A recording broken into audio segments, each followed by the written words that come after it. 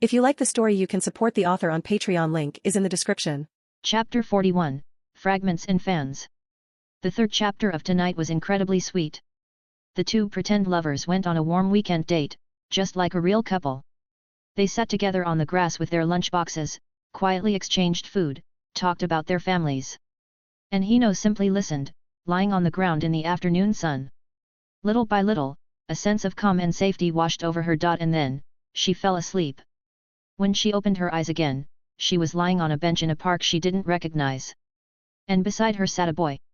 A boy who was looking at her with a worried, gentle smile. "Are you awake?" Hino bolted upright, panic instantly flooding her face. The boy leaned forward slightly. "Hino? Are you okay?" She stumbled backward, eyes wide and terrified. "Excuse me, who are you?" And that single line was enough to make every reader's toes curl in second-hand agony. Painful. Cruel. Perfect. Every fan who read Chapter 3 had the same reaction. "Shyro Gain, what are you doing? Why are you so good at cliffhangers? Where did you learn this?" The discussion on the Amatsukage forums exploded far harder than last week. "I can't stand it, sisters, I'm so anxious I want to scream." When Hino said "Who are you?" my soul left my body. What do we do now? I don't want Toru to look confused next chapter, I'll actually die. My heart hurts, why is this so painful? Painful? This is nothing compared to 5cm/s. This is just mild heartbreak. I get it now.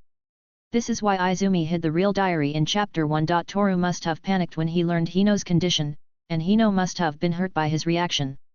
That makes so much sense. Izumi probably deleted everything to protect Hino's future heart. I really hope Shirogane-sensei doesn't go full tragedy route. Please keep it pure love. If next chapter is painful again, I swear, I'm dropping it. I'm lying, I'll read it anyway. Y'all can cry, but the next issue is already printed. It's sealed. The plot is unchangeable. It depends entirely on Shirogane-sensei's original outline.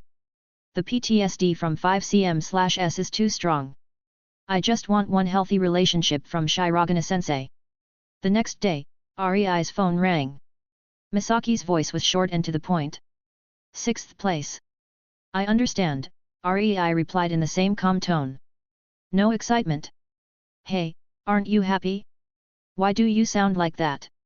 Misaki asked. Rei chuckled softly. "Of course I'm happy to climb another rank. But I already expected it. I'm confident in this manga. This result is exactly within my expectations." Misaki paused. Such confidence. Even though he was serializing in Amatsukage, Rei carried the same unshakable aura he had during the 5cm/s run. But Misaki's concern lingered. Can the readers handle Chapter 8? She sighed after the call and went to her sister's room. Mayu had originally wanted to rest for a few weeks after finishing Lament. But watching Rei's new manga steadily rise, never once dropping out of the top 10, had ignited something borderline competitive in her chest. What had started as a kind gesture to help Rei, had somehow created a monster rival right beside her. Same school. Same class. She debuted years earlier than him. And yet there was such a gap? Impossible. Her pride refused to accept it. There must still be untapped potential inside her work, she just hadn't pushed herself hard enough yet. Misaki quietly opened the door. Inside, Mayu sat at her desk, completely absorbed, carefully inking her character outlines on manga paper. She didn't even notice her sister enter. Misaki watched her for a moment, and a rare softness appeared in her eyes. Their mother had once been a famous shoujo manga artist in Japan. But her marriage was unhappy, and after the divorce she raised the two sisters alone, leaving behind a large inheritance when she passed away. Because of this, both sisters grew up idolizing their mother's career. They both loved manga deeply. But only Mayu inherited their mother's artistic talent. Misaki, on the other hand, had absolutely none. So Mayu chose the path of a manga artist, and Misaki chose the path of a manga editor, determined to support creators from the other side of the table. Misaki had always believed that Mayu's talent was on par with their mother's. After all, when their mother was Mayu's age, she had submitted to over a dozen magazines and every single one rejected her. By comparison, Mayu was already years ahead. But then, Rei Kirishima suddenly appeared. A peer, same age, same school, same environment. And he was outperforming Mayu. Misaki felt a mix of frustration and relief. Though maybe this is a good thing. She smiled faintly. Because under this pressure, Mayu's motivation had skyrocketed. Her draftsmanship was improving rapidly, and her determination grew stronger. Rei wasn't just a rival, he had become Mayu's benchmark, her pursuer, and the flame pushing her forward. Still, Misaki couldn't help thinking. This lead of his, it's only temporary. Mayu will definitely catch up. And surpass him. She did like Rei as a person, he was disciplined, humble, earnest, but if she had to choose who to support, she would choose Mayu 1,000 times over. Monday back at school. Rei walked into class and immediately overheard Hana and Ui Fang yelling at the back. Ah! The art is too good. Yes. Shirogane-sensei is seriously a genius. How can a high schooler draw romance this delicate? I bet she's super pretty. Like Hino. Like Mayu. Rei, seated close enough to hear every word, wore a very complicated expression. Having these two loyal fans in his class was great. But if his real identity were ever exposed, he feared they would treat him as a liar.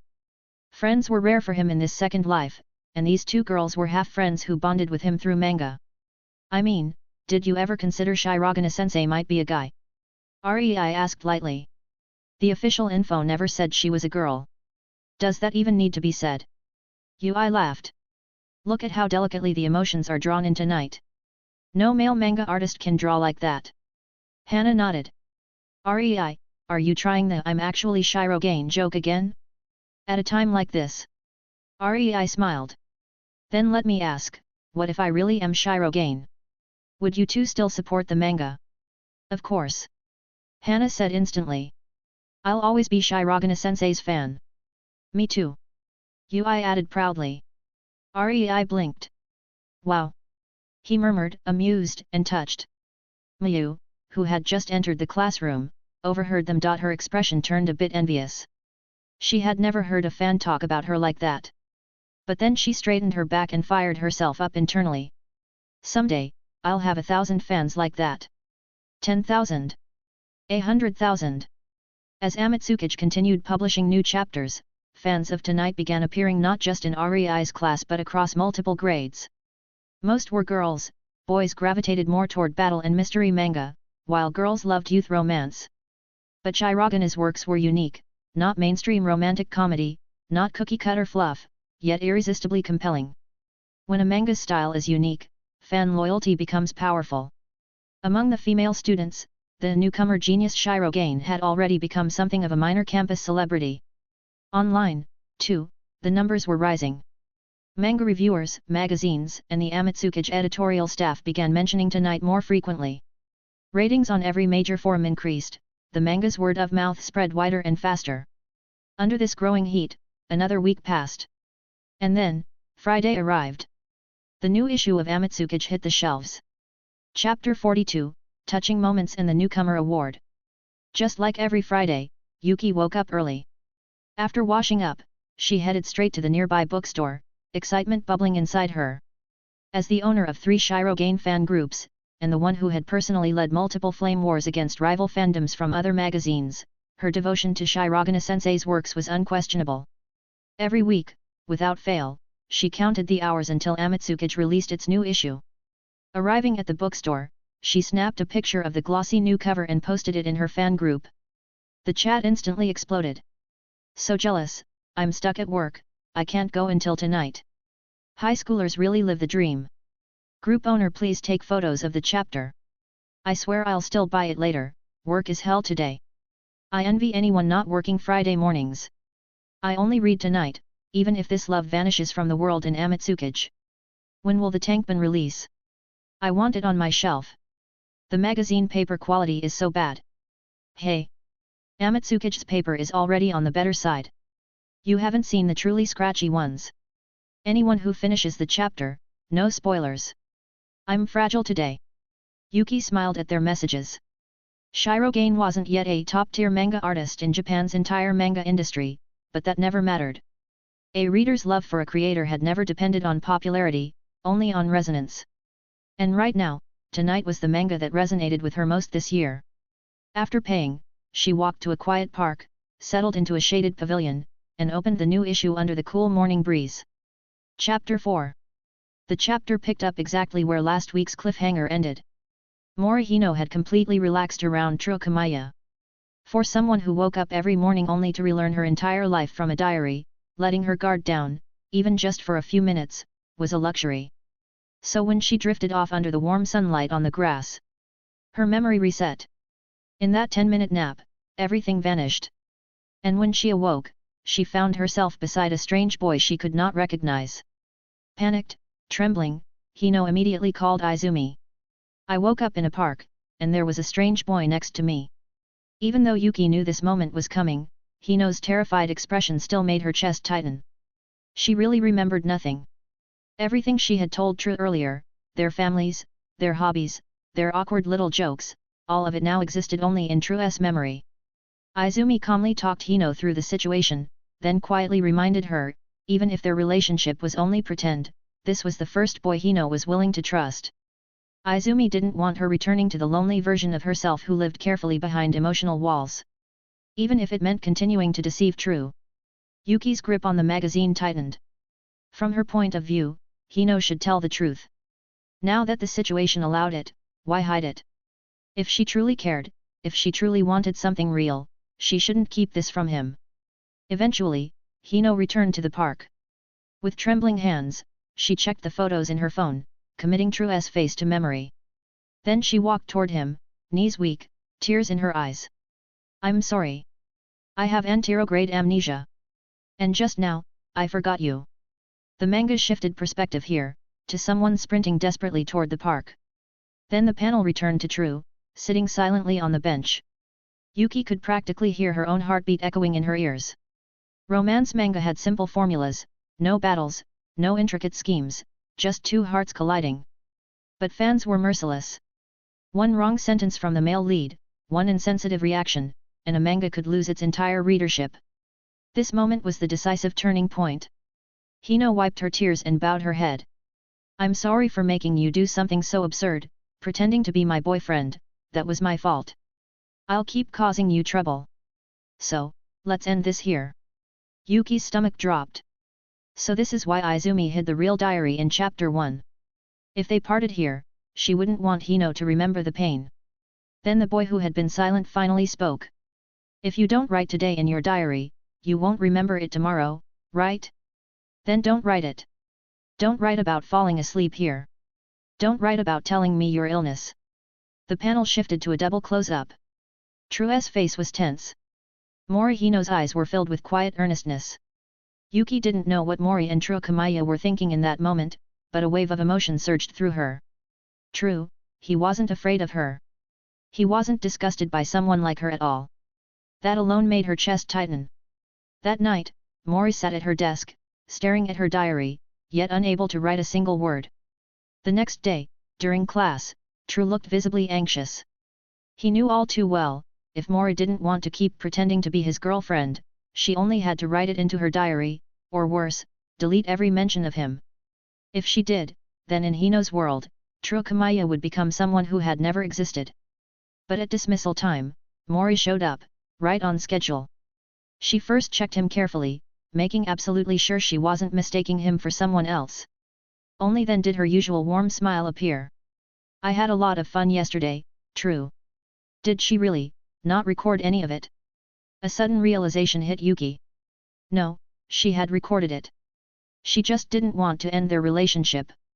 So she chose to pretend she hadn't written it down, keeping their connection alive for another day. The latter half of chapter 4 then showed time passing. Their usual after-school meetings, their weekend outings, their sweet, everyday moments, taking selfies, filming each other, building small memories day by day. And then, the last page. True smiled gently at Mori. What are your plans after school tomorrow? Tomorrow? Anything you want. We can do anything. Mori lifted her phone and snapped a photo, capturing his firm, smiling words. I'll make tomorrow's you happy too. A tear pricked at the corner of Yuki's eyes. The hardest part of romance manga isn't making the boy and girl fall in love with each other. The hardest part is making the readers fall in love with them. Right now, Yuki felt as if Shirogana's monochrome pages had come alive, as if she were standing right there, in front of that boy, hearing him say in that gentle, understated tone, "I'll make you happy tomorrow, even if you forget today." It doesn't matter if her memory resets, it doesn't matter if every effort is erased by morning. He'll just do it again. And again. And again. The final panel of the manga showed Moriya's inner voice. This feeling, this might be the first time, the despair I feel every morning, suddenly feels unreal. True, thank you. Yuki's fingers trembled slightly. She was deeply moved, yet despite the sweetness in the chapter, tears streamed down her face. Stories like this depend on personal taste. Some people feel the emotions immediately. Others find the pacing slow or the plot dull. But Yuki was completely absorbed. Shirogane, how did you come up with something like this? She'd been holding it in the whole day, unable to describe the sensation of finishing the chapter. Sweetness, yes, plenty of that. But afterward? Sadness. Deep, lingering sadness. Because the very first chapter had already told her, Hino and Trukamaya would one day truly forget each other, their lives splitting apart completely. What could drive apart a pair like this? Was it a long-distance tragedy like 5 centimeters per second, pressure from True's family? Or some devastating misunderstanding? Sitting on a park bench, sunlight filtering through the vines above, Yuki let out a shaky breath. This manga touched her deeply. Oh right, she needed to rally the fan group and gather votes for tonight. And she needed to check the forum, fans of other series were probably already stirring up trouble again. Time to defend Shirogane. That day, countless previously silent fans suddenly became active. Hashimori's manga readers might be picky, but when they truly loved something, their passion and purchasing power were overwhelming. All night long, discussions about tonight filled the forums. The next morning, many fans were stunned to see the manga showing up in multiple critic recommendation videos. Some professional review sites even gave this one-month-old series a shockingly high score, 9.0+. Casual readers of Amatsukage began falling in love with the story as well. They started remembering the name, Shirogane. And most importantly, at noon the next day, REI received a call from Misaki. REI, this week's Amatsukage weekly ranking is out. Tonight jumped from last week's 7th place to 5th. REI could hear the excitement and relief in Misaki's voice. Misaki normally kept a cold, professional expression, but when it came to manga, she was earnest to the point of obsession. And whenever tonight performed well, she was always happier than REI himself. Every Thursday night, before sleeping, she worried endlessly that the ranking might drop. She was probably more anxious than the actual creator. Congratulations, REI! At this rate, as long as tonight stays stable, you'll definitely enter the top 3 for the annual New Manga Artist Award this year. Award? REI blinked. He sounded genuinely surprised. You don't know. Misaki raised her voice a little. You're a manga artist. How are you this clueless about the industry? REI didn't answer. In his mind, because the original me didn't care, and I've been drawing non-stop. When would I have the time to study this stuff? Misaki continued explaining anyway. Across Hojimori, there were dozens of well-known manga companies, and new artists debuted every single year. High school debut manga artists like REI? Completely normal. The manga culture was strong here, some people even worked their entire careers, retired at 60, and then debuted as a manga artist for fun. The annual New Manga Artist Grand Prize was a large award sponsored by major corporations, televised live nationwide. The judging criteria were simple. Work quality, popularity, collected volume sales. Typically, if a newcomer series sold 700,000-800,000 copies per volume, and scored well with readers, they had a solid chance of being nominated. 10 nomination slots. 3 actual award winners. Originally, Misaki never thought REI had a chance. She expected tonight to linger around the lower half of the top 10. But after only 4 weeks, tonight had skyrocketed into top 5. That was far beyond her expectations. Naturally, bigger possibilities began forming in her mind. So you think this manga can only reach top 3 in the Newcomer Award, not first? REI asked. To be precise, maybe third, Misaki said after a pause. In the first half of this year, the industry produced 2 monster-level newcomers. One is the 19-year-old prodigy Ren Kanzaki, son of Takumi Kanzaki, one legendary manga artist. His debut series already sells 1.5 million volumes each release. Misaki lowered her voice. Some say his plot style strongly resembles his father's, it's suspected he's getting help. But no one can prove it. The second is Minami Aoi, 36 years old, a romance manga artist like you. Her series runs in Crimson Sky, a secondary journal under the Massive Can Group. 3 weeks ago, she hit rank 1 and hasn't budged since. Her collected sales already exceed 1.2 million per volume. Misaki sighed. The entire industry thinks the new artist grand prize is between those two. In previous years, their numbers would guarantee overwhelming victory. She looked at the storyboard papers stacked on her desk. You're young, Rei. Less experience. Less time spent producing manga. If you can't match them at the end, getting third place would already be incredible. No one in the industry would look down on you. Rei was silent for a moment. Then he laughed softly. How would we know without competing? If I really have a chance to be nominated, then my goal is first place. As for discouraging words. His eyes sharpened. We can talk about them after they manage to beat me. Misaki fell completely silent. Chapter 43, The Plan. Rei was curious about the new manga artist award that Misaki mentioned, but he didn't take it too seriously. Either way, the judges would automatically select new artists with standout works from that year, he didn't need to apply. And with the achievements of 5 cm per second in his current series tonight, even if this love vanishes from the world, Misaki was certain he would be nominated. Of course, winning would be ideal. An award like that would massively boost his chances of getting future series accepted by top-tier magazines under the major publishing groups. But as long as Rei could continue recreating the masterpieces he remembered from his previous life, he wasn't afraid of hitting a bottleneck.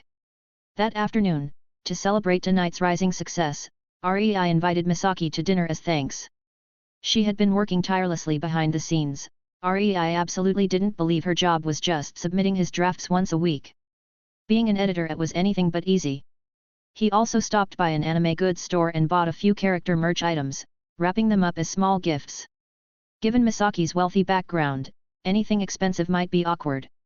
But since she was a huge anime/manga fan, this was the perfect kind of gift. Over dinner, Misaki reminded him seriously. With tonight gaining steam, the company will probably push for the collected volume release in a few weeks. The magazine ranking shows expectations, but the real value of a manga is the tankban sales. Adaptations, anime, live action, depend heavily on that number. She paused, looking right at Rei. If nothing unexpected happens, Volume 1 will release right when Chapter 8 is running in the magazine. And that chapter is where your risk explodes. Prepare yourself mentally. Understood, Rei nodded. As the new week began, tonight's reputation genuinely began exploding within the Amatsuki's weekly readership. Rei's manga had only been running for 4 weeks, yet it had rocketed into the top 5. Rumors that Shyro, the author, was actually a high school student only fueled more discussion. Manga magazines, news sites, and critics began publishing features on this mysterious newcomer. Genius manga artist Shirogana's debut hit 5 cm per second surpasses 800k copies, 1 million expected within the year. Who exactly is Shyro? Amatsuki's Weekly's rising star, tonight draws comparisons to prodigies like Ren and Minami Aoi. Is this year's newcomer grand prize already decided? 5 cm per second captured a 13-year bond in 5 chapters, tonight dissects the fragility of time and memory. Is Shirogana-sensei truly just a student? Rising faster than expected tonight becomes a weekly highlight, industry seniors praise Shirogana's storytelling. Veteran romance artist Hoshizaki Eira applauds tonight. Even as her senior, I've become her fan and read every week. Mayu scrolled through the online articles about Rei, her face a mix of pride and jealousy. His first series started in June, it's been less than 5 months, and he's already this famous. Thinking of her own 3-year climb to the top of Sakura's rankings, something she used to brag about, she felt her face heat up. Forget it, Mayu. Don't get discouraged. Just work harder. You've got to surpass him. She turned to look at Rei, who was currently sleeping with his head on his desk. Over these past months, Rei had stopped drawing at school. Too many distractions. He now chose the brutal schedule of drawing deep into the night and napping lightly at noon. No assistance, producing this many pages every week, keeping top grades, and gaining national recognition in less than half a year. Mayu sighed. Only an insider like her understood how outrageous Rei truly was. And then there was the newcomer award nomination. Her own debut at 13 was so rough it wasn't even close to nomination material, and by the time her second work succeeded a year later, she was no longer a newcomer. Seeing that Rei had the opportunity to be nominated or even win an award, Mayu couldn't help but feel a sharp pang of envy. Some honors, if not obtained when young, remain lifelong regrets, no matter how dazzling later achievements may be. Her mother, who debuted at 20, had won the gold prize in the new Manga Artist Awards. Mayu, who had always looked up to her mother, had indeed surpassed her mother's serialization results at the same age, but this award was something she would never again be eligible for, since she was no longer considered a newcomer. Rei, keep going. If you really get nominated, when the awards show airs, I'll skip school and go support you in person. At least make the top 3 and get a medal, otherwise I'll look ridiculous, Mayu thought silently. Over the next 2 chapters, the manga shifted its perspective away from Hino and focused on True. He discovered the truth behind his family. After his wife died of congenital heart disease, his father had emotionally collapsed. He repeatedly quit jobs under the excuse of writing full-time, but in reality, he had never submitted a single manuscript. Meanwhile, his estranged daughter, True's sister, had run away from home, reinvented herself, and turned out to be Nishikawa, the rising young novelist. This revelation triggered a fierce, painful confrontation within the family, but slowly, the old knots unraveled. And quietly, in the background, Hino played her part in helping them reconcile. But romantically, these chapters didn't move the main couple forward. Which led to the results. Chapter 5 held steady at 5th place. Chapter 6 slipped to 6th. Completely normal, but nerve-wracking for Misaki, who knew Chapter 8 was coming, and right afterward, the release of the first printed volume. Everything was lining up exactly as she feared. But at this point, nothing could be stopped. Meanwhile, Mayu suffers a setback. In mid-October, Mayu submitted her new manga for a serialization slot in Amitsukage Weekly. The competition was brutal. She lost by the smallest margin imaginable. For several nights, she could barely sleep. Serialization wasn't something hard work alone could guarantee. Sometimes the industry was just cruel. Misaki encouraged her to submit to other magazines under Kan Publishing, or even back to Sakura Weekly, but Mayu rejected the idea immediately. She still remembered what she once declared to Rei. The next time we serialize in the same magazine, I will defeat you. Submitting elsewhere felt like admitting defeat. So she clenched her teeth and waited for the next Amitsukage serialization meeting. One evening, Rei arrived at the Yuki Shyro household holding a fresh storyboard. "This is the final chapter," he said. "Only 11 chapters." Mayu couldn't help blurting it out. "Yes," Rei replied calmly. "It was never meant to be long. Romance loses its soul when dragged out. Ending cleanly, that's the highest form." Misaki and Mayu exchanged a glance and said nothing more. They opened the storyboard and read. Minutes passed. Then Misaki slowly set the pages down. Her eyes were faintly red. Mayu also found herself unable to speak. Both sisters recalled something Rei had said long ago. Between the male and female leads, there is no regret. Rei had kept his promise. But the problem was, readers themselves felt the regret. Crippling, suffocating regret. Some even wanted to strangle someone after reading the twist. This was the kind of love story Rei liked. "Can you please be a human, Rei?" Mayu groaned internally. Then, after a long deep breath, she murmured something that even her sister Misaki didn't expect. "Rei, your fans really are blessed." Despite Chapter 5 and 6 causing a slight stagnation in votes, it didn't mean the manga's fanbase was shrinking. Far from it. Many readers simply held back votes because the romance between Hino and True hadn't progressed recently. But fans were still buying. Early that morning, countless readers were already at bookstores. Among them, a girl named Emmy quietly took the latest issue of Amitsukage Weekly, paid for it, and rushed home. She flipped straight to Chapter 7 of Tonight, Even If the World Disappears. The moment she saw the story shift away from True's family drama, she let out a relieved breath. Not that the family chapters were bad, they were just heavy. What she craved was the youthful warmth between the leads. And Shyro delivered. Chapter 7. The chapter opened with True watching Mori sketch him on a manuscript sheet. With a thoughtful expression, he said, "Some skills, once learned, never disappear." He went on to explain. It's procedural memory. Like learning to ride a bike, even after years, your body remembers. Emmy blinked. It made sense. If Mori lost her memories every morning, could she still keep the skills she trained? And what if that skill was drawing him? True looked at her with gentle seriousness. "Mori, you must keep drawing." Warmth bloomed inside Emmy's chest. The magic of this couple was back. Mori's quiet growth. In the manga, Mori woke every morning, opened her diary, and relearned the world. But now she also opened her sketchbook, filled with countless drawings of True Kamaya. She didn't consciously know why she kept drawing him. But each morning, she looked at the sketches and felt something stir inside. Even if memories disappear, they always leave traces. The me in the diary, she feels like she's slowly falling in love with him. Emmy inhaled sharply. So the sketchbook Mori found in chapter 1, it really was true. Every page was him. A sweetness filled her heart. Because if muscle memory and drawing ability remain, could love also remain? Even if forgotten daily? Could a heart fall for someone again and again and again? The chapter grew more tense. The fireworks festival they had planned for returned. Mori and True met at the summer market, both dressed nicely, both slightly shy. Emmy felt her heartbeat jump. Could it be? A smile tugged at her lips. She sat up straighter, eyes shining. Chapter 44, Tears in My Eyes. On the monochrome manga pages, the night market felt almost alive, colorful, bustling, glowing even without color.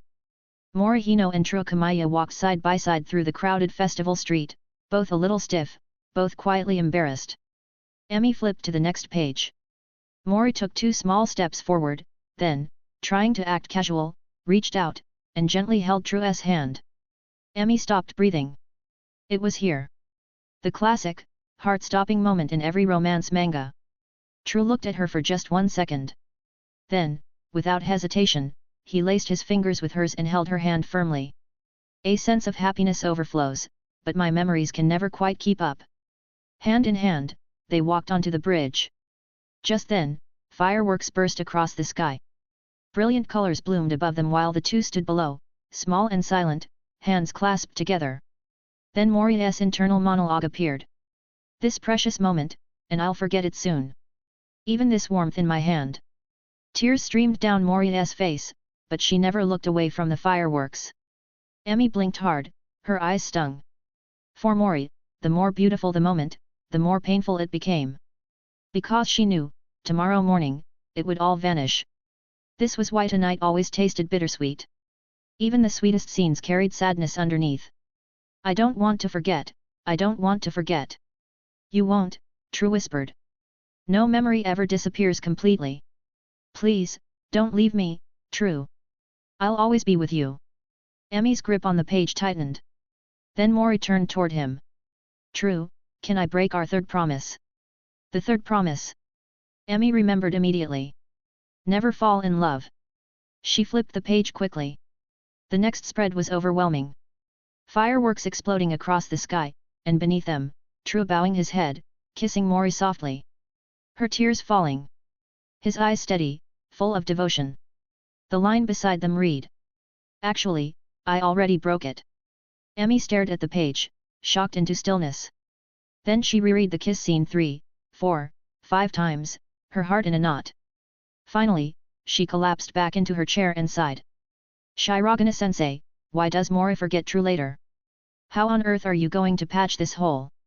Panicking, Emmy grabbed her phone and opened the Amatsukage weekly forum, only to see thousands of fans losing their minds just like she was.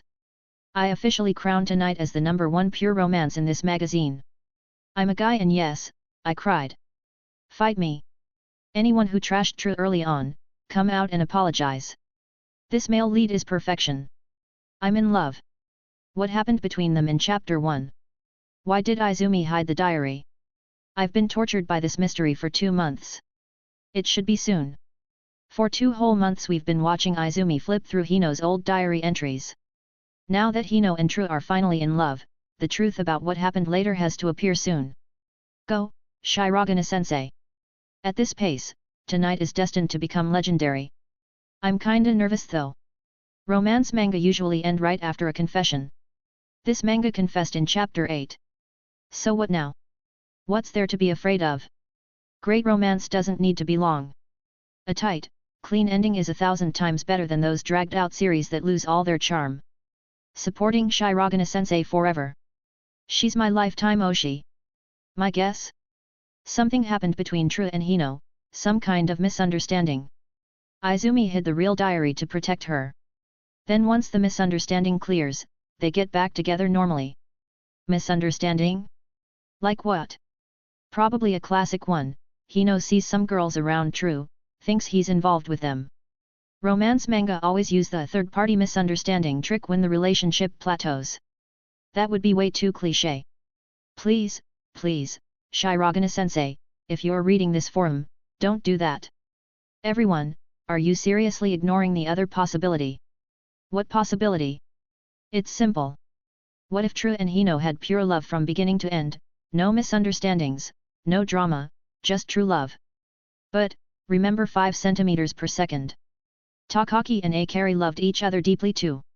Yet they still couldn't stay together. Don't say it. No, seriously. There are hundreds of ways for two people who truly love each other to end up apart. Shirogane-sensei already gave us one answer in 5 centimeters per second. Will she give us a second answer now? You're scaring me. No way. No way, right? This manga isn't going to end like 5 centimeters per second, right? Rei stared at the heated discussions exploding across the Amatsukage weekly forum, emotions twisted into a knot. He felt happiness, of course. True Times Hino had become one of the most beloved romance series in the journal, with an explosive following across the country. But beneath the joy was something else, a deep, quiet ache of guilt. Because next week, he was going to break all of their hearts. And that thought hurt him more than he expected. He had considered changing the ending. He truly had. But some stories are built around a single irreplaceable ending. You can list 100 reasons why that ending is painful or wrong, but when you attempt to write a better one, nothing fits. The ending is where the soul of the story sits. Change it carelessly, and you get a disaster, the kind of embarrassment fans roast for decades, the kind of revision that becomes a meme, the kind of joke people call the 2.5 Gojo incident all over again. Thinking this, Rei turned off his computer and phone, switched off the lights, and went to sleep. Chapter 45, Income and Episode 8. Early that Saturday morning, Rei was already awake. Not because he was a morning person, but because today was important. The 5 centimeters per second tankban had been on sale for over 2 months now, and total sales had officially crossed 850,000 copies. In his past life, 850k per volume would have launched a manga artist straight into the top tier. But in Japan's much larger market in this world, where everything is 10 times bigger, this only placed him at the lower end of second tier or the upper end of third tier. Which sounded modest, but the earnings were absolutely not. Just the royalties from 5 centimeters per second had deposited over 5 million yen into his account after tax. And when he added his manuscript fees for 5 centimeters and tonight, even if this love vanishes from the world, a 16-year-old high schooler now had a net worth over 6 million yen. A shame 5 centimeters was a single volume story.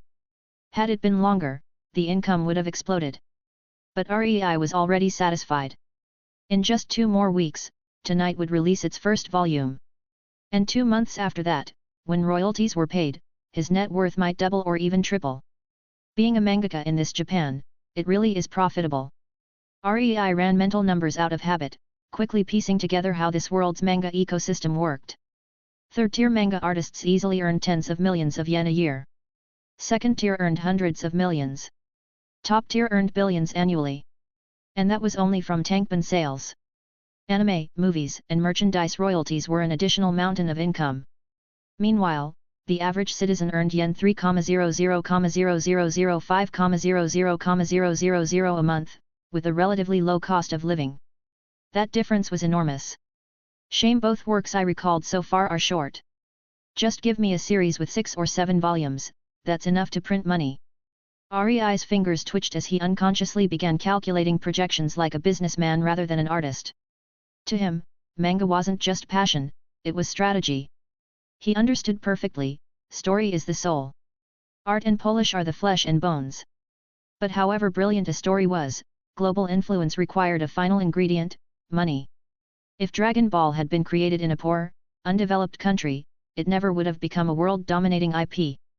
Without big studios, big marketing, big investment, not even a masterpiece could spread. For Rei, being a manga artist was just the opening move. His endgame? To become a giant investor, producer, and power broker in Japan's anime industry. To remake the masterpieces that were butchered in his previous world by bad anime or live-action adaptations, and give every great story the adaptation it deserved. If he earned enough money? He already knew the answer. Tonight, 5 centimeters and all the slice-of-life romances from his past life had potential. But because Rei was still a new face in Amitsukage Weekly, no investor would dare approach his publisher to buy adaptation rights.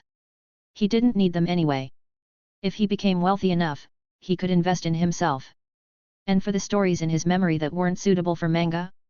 He would simply create them as films or novels. Once someone starts dreaming with desire, the ideas never stop. Rei was so absorbed in his plans that before he knew it, it was already 11 a.m. And right on cue, Misaki called. The popularity data for Amitsukage Weekly had arrived. Rei, Chapter 7 of Tonight ranked 3rd this week. 9,253 votes. You surpassed Headless Ghost. Her voice trembled from excitement. Breaking into the top 3 of Amitsukage Weekly meant, Rei now had the qualifications to submit future works to Dream Comics, the highest-tier magazine under Hojimori Publishing. Although Hojimori Group has never stated that Dream Comic only accepts submissions from experienced, successful manga artists, theoretically, as long as you are a normal human, you can submit. But of course, any new manga artist who actually believed anyone could serialize in Dream Comics would be an idiot. It was like college entrance exams in Rei's previous life. Sure, theoretically anyone who reached the minimum score could apply to top universities, but if you only barely scraped past the line and submitted those choices, people would laugh you out of the room. Likewise, Dream Comics was not somewhere a barely qualified newcomer could simply apply to. Rei's manga first needed to stabilize in Amitsukage Weekly's top 3, not just spike for one miraculous week. A one-week wonder was meaningless. And when Misaki thought about this, she couldn't help recalling Chapter 8, which would be serialized next week. She exhaled quietly. She loved Rei's manga deeply, especially the ending, which was both agonizing and beautiful. But would readers accept that ending? Only the market could answer that. Over the following week, Rei noticed the discussions about Tonight, even if this love vanishes from the world at school, increasing dramatically. Hana and Ui practically dragged Mayu into heated debates about Tonight every day. Especially Hana, every time she mentioned Shyro Gain, her eyes sparkled with pure admiration. Mayu often turned to look at Rei. This wasn't the typical "I love this manga." This was the dangerous stage, when the fan's affection shifts from the work to the author. It happens all the time. Like how people fall for an actor after loving the character they played. There were many fans like this in Japan's manga scene. But Mayu thought. If you knew that the beautiful genius high school girl manga artist you worship, is actually Rei, who sits 3 meters away from you sleeping at his desk every noon because he's drawing until 3 a.m. every night, would you still be a die-hard Shyro Gain fan? But then she remembered Hana's dramatic declaration. Even if Shirogane-sensei turns out to be a balding old man, I'll still love his manga. Mayu's expression wobbled. And then another thought hit her, if Rei really got nominated for the New Artist Award, and he actually got top 3, he would have to appear on live national TV. Once he walked on stage, Shirogane's identity would be exposed instantly. And Hana would absolutely be glued to her TV during the broadcast. Mayu suddenly pictured it, Hana staring at the TV, excited, then Rei calmly walking onto the award stage, Hana's soul leaving her body. Mayu burst out laughing. Hana blinked. Mayu? What are you laughing at? Me? Ah. I'm just thinking about what sweet development Shirogane-sensei will give us in Chapter 8. Mayu grinned. Another Friday arrived. After a week of hype and media recommendations, Tonight's momentum had grown even stronger. Being ranked top 3 in the magazine was on a completely different level compared to top 5. This week's Amitsukage Weekly cover reflected it. The male lead, True Kamaya, was placed prominently at the left side C position, a placement reserved for the hottest titles. Early that morning, Kana walked into a bookstore, snatched up the new issue, paid, and sat down right there without even leaving the store. She immediately flipped to tonight's chapter. She had spent the entire week replaying the fireworks scene, the confession, and wondering what happened later to cause Izumi and True to drift apart. Then her eyes fell on this week's chapter title. The Accident of Life. Kana froze. Why, this title? Chapter 46, Turning Point. Kana turned to the second page of the manga. A flashback unfolded there. The original version of Tonight, even if this love disappears from the world, always bothered Rei. The sudden plot twist involving the male lead felt abrupt in the middle of the story. Even though the work hinted at tragedy from the very beginning, even from the title, Rei still felt the turning point came too suddenly. So he emphasized again and again from the start, True Kamaya's mother died of congenital heart disease. And this illness is hereditary. This was fully clarified across the next 3 flashback pages. If it were an anime reader from Rei's previous life in Japan, the moment the author mentioned congenital heart disease within 3 generations, they would immediately suspect the protagonist. But here in this world, such depressing themes in romance manga were rare, and the audience lacked this sort of genre instinct, so Kana found herself completely stunned by the revelation. Rei felt that one wonderful thing about Tonight was that, although the original author intended this fate from the start, there were no melodramatic 30 pages of flashbacks before death, no drawn-out farewell between the couple. People were tired of that. And the story's perspective always centered on Maori Hino, a girl who woke up every morning with no memories. The first 3 pages showed True's memories, establishing that he inherited his mother's disease. And on the 4th page, Maori's best friend, Izumi, received a call from True's sister, the novelist. My brother, he had congenital heart disease. Last night, he collapsed in the bathroom. They couldn't revive him. He passed away. A blow with 0 panels. Kana's mind went blank. What kind of plot was this? True, died. No, that's impossible. He's the male lead. Shirogane-sensei, what are you doing? People online already mock you as a new author who can't maintain structure past 20 chapters, I've been defending you every day, and you do this in chapter 8. Kana's heart pounded. She sucked in a breath and flipped the page. In truth, this manga had always been about Maori Hino. Every plotline revolved around her growth, a girl who lost her memories every day. But now True Kamaya was gone. She had finally found someone to lean on, and now he had vanished. Kana suddenly understood why Izumi hid Maori's diary in chapter 1. Why she erased True from Maori's life. Because as Maori's best friend she couldn't bear the thought of Maori waking up every morning reading her diary, and learning over and over that she once deeply loved someone who no longer existed. And the cruelest part, Maori wouldn't even remember what he looked like. The sham confession that started it all. Falling asleep beside him on the grass during their first date. The fireworks they watched in chapter 7, and that trembling kiss beneath the exploding lights. If Maori forgot, at least one person in the world still remembered those memories. But now, that person was gone too. Thinking of this, a wave of sorrow quietly welled up from the deepest part of Kana's heart. Her fingers trembled slightly as she turned to the next page. It was True Kamaya's funeral. Hino, unaware of the truth, had come with Izumi.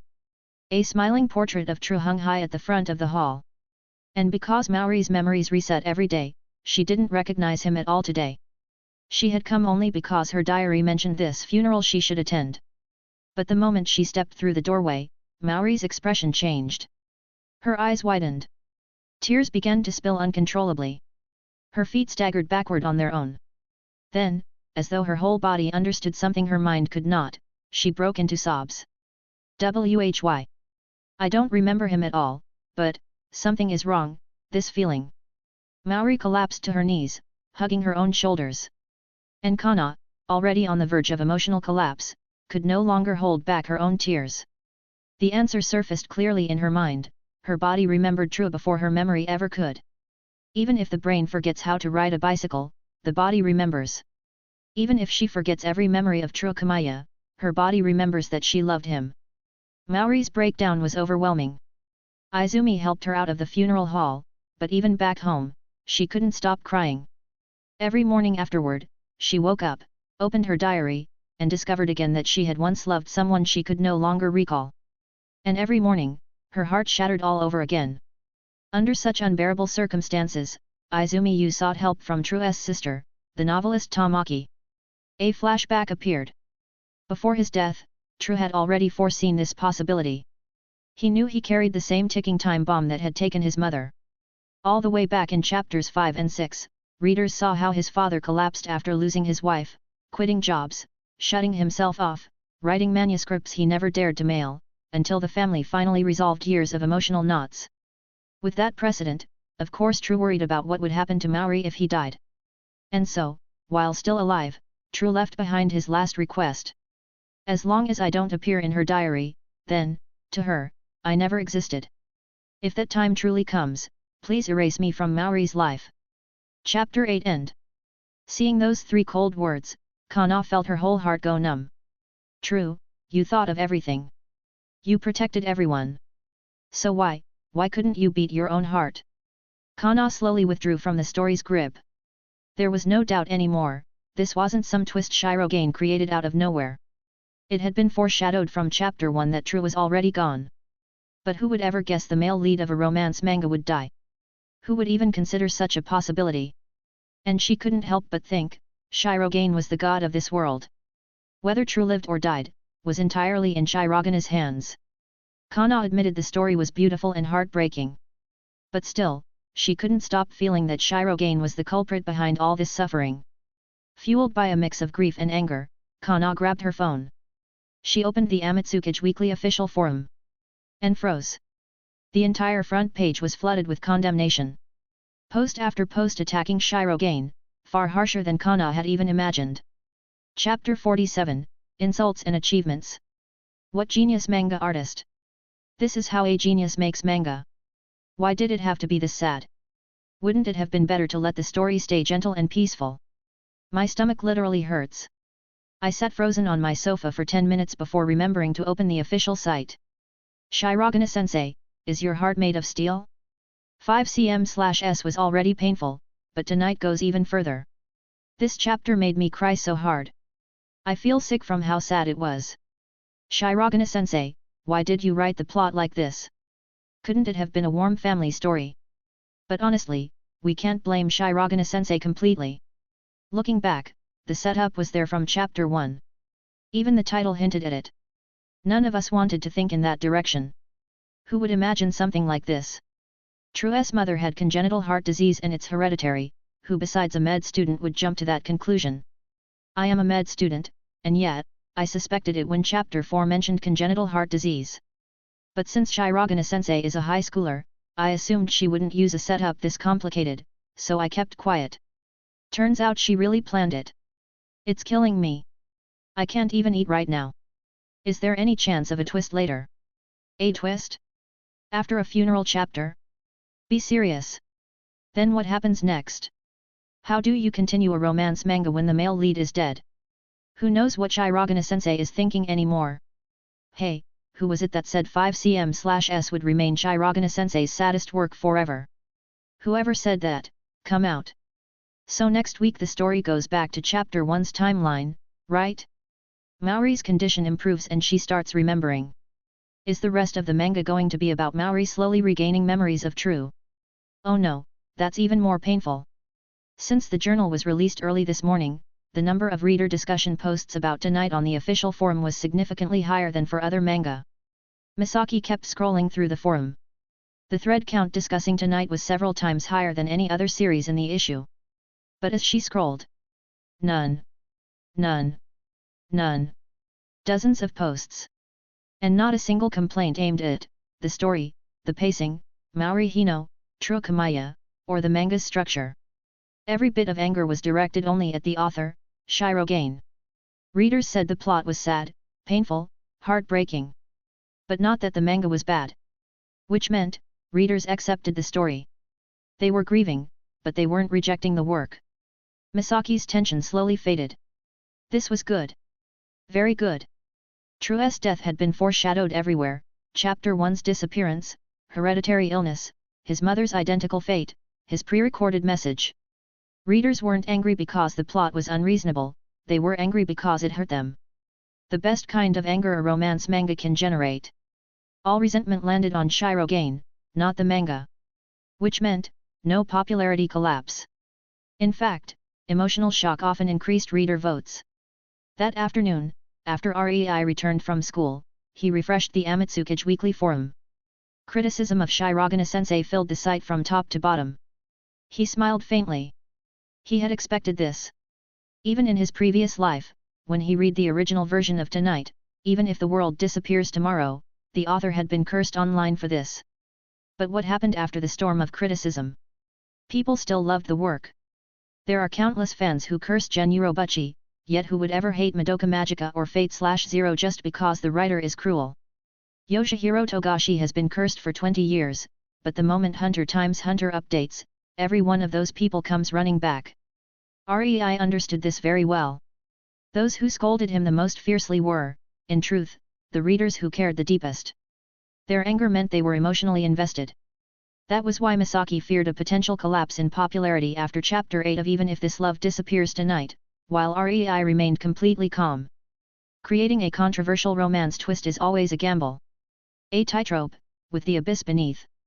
But Rei wasn't gambling blindly. He already knew that in his previous world, this story had been accepted by audiences. He had big data validation from another lifetime backing him up. This was why Rei, a 16-year-old newcomer, could remain calmer than Misaki, a veteran editor. And the results proved him right.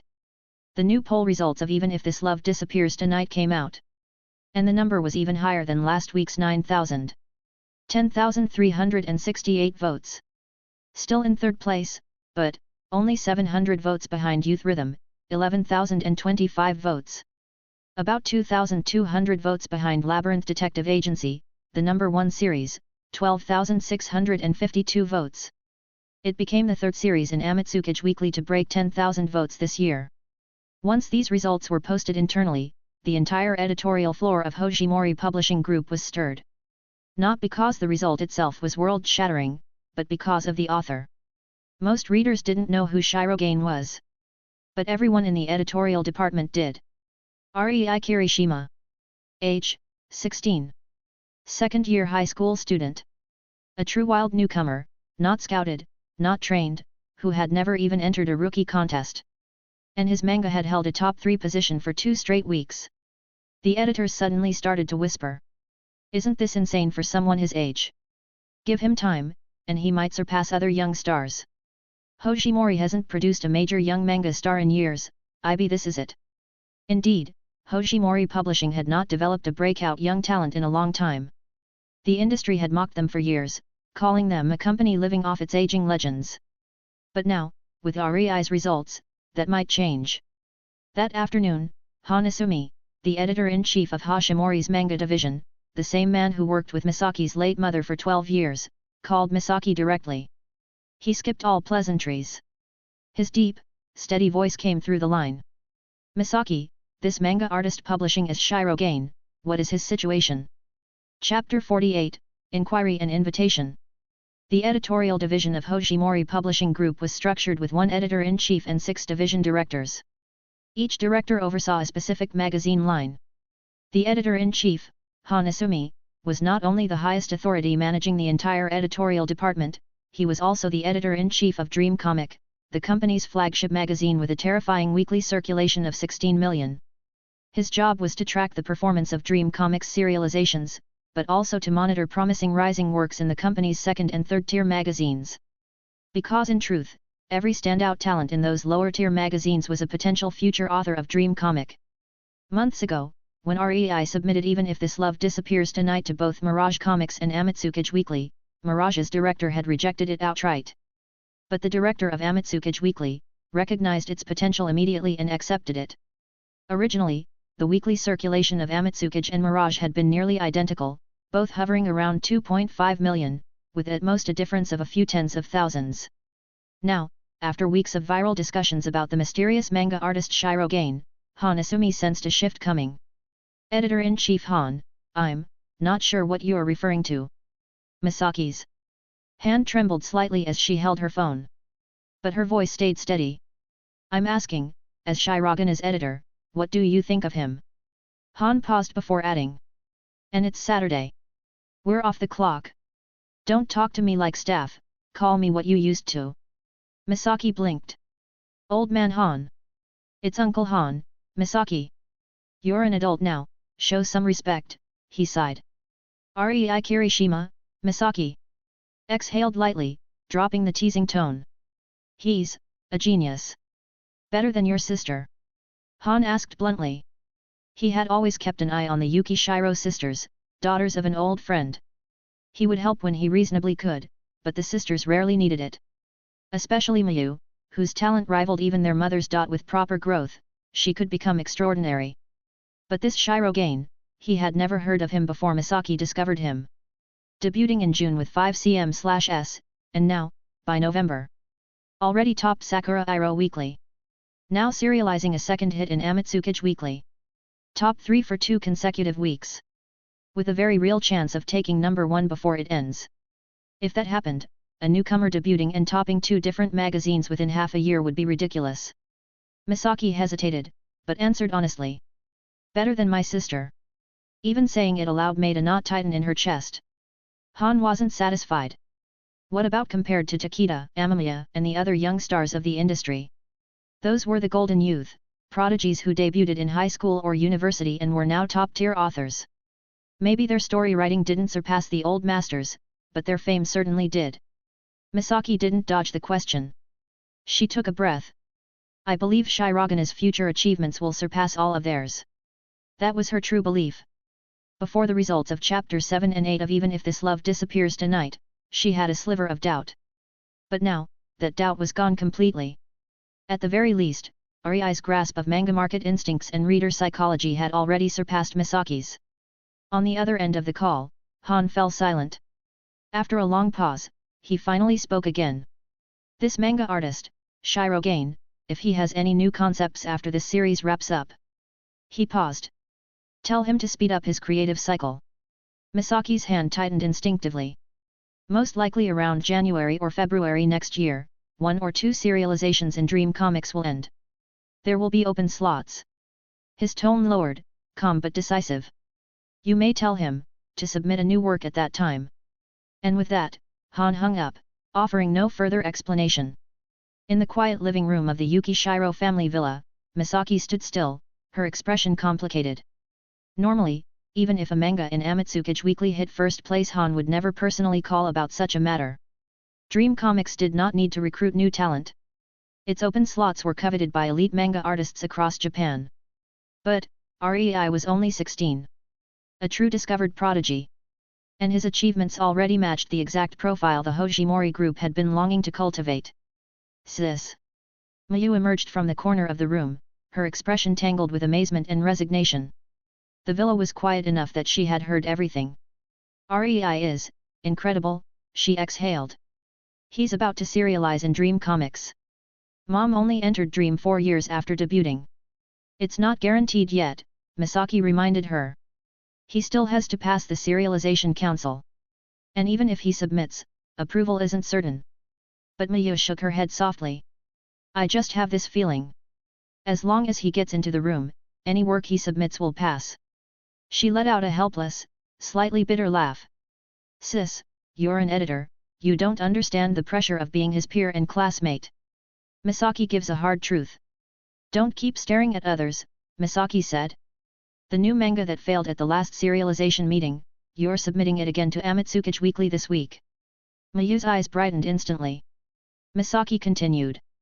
Even if This Love Disappears Tonight is ending soon. Next Monday, Amatsukage will choose its successor. If you want this slot, polish your plot and your art.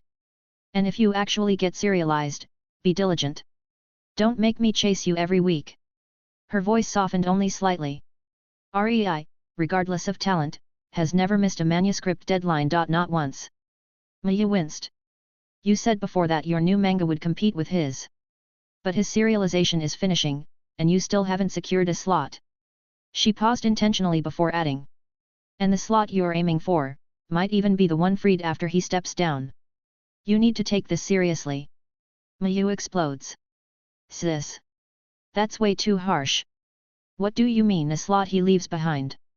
Like it's some kind of throne. She puffed up defensively. I'm fighting for serialization with my own strength. Seeing her sister's healthy burst of indignation, Misaki allowed herself a small smile. If Mayu still had the energy to complain, then she hadn't lost her spirit. Comment. 8 comment. Vote. Chapter 49, All Parties. A new work. Rei hung up the phone. The information Misaki had just given him was honestly shocking. Between January and February next year, Dream Comics, the flagship magazine of Hojimori Publishing, would have open serialization slots, and he, Rei Kirishima, might even qualify to submit. Rei knew exactly how rare this was. For a magazine like Dream Comics, serialization slots almost never open. Any manga that gets in stays as long as the artist can keep it alive.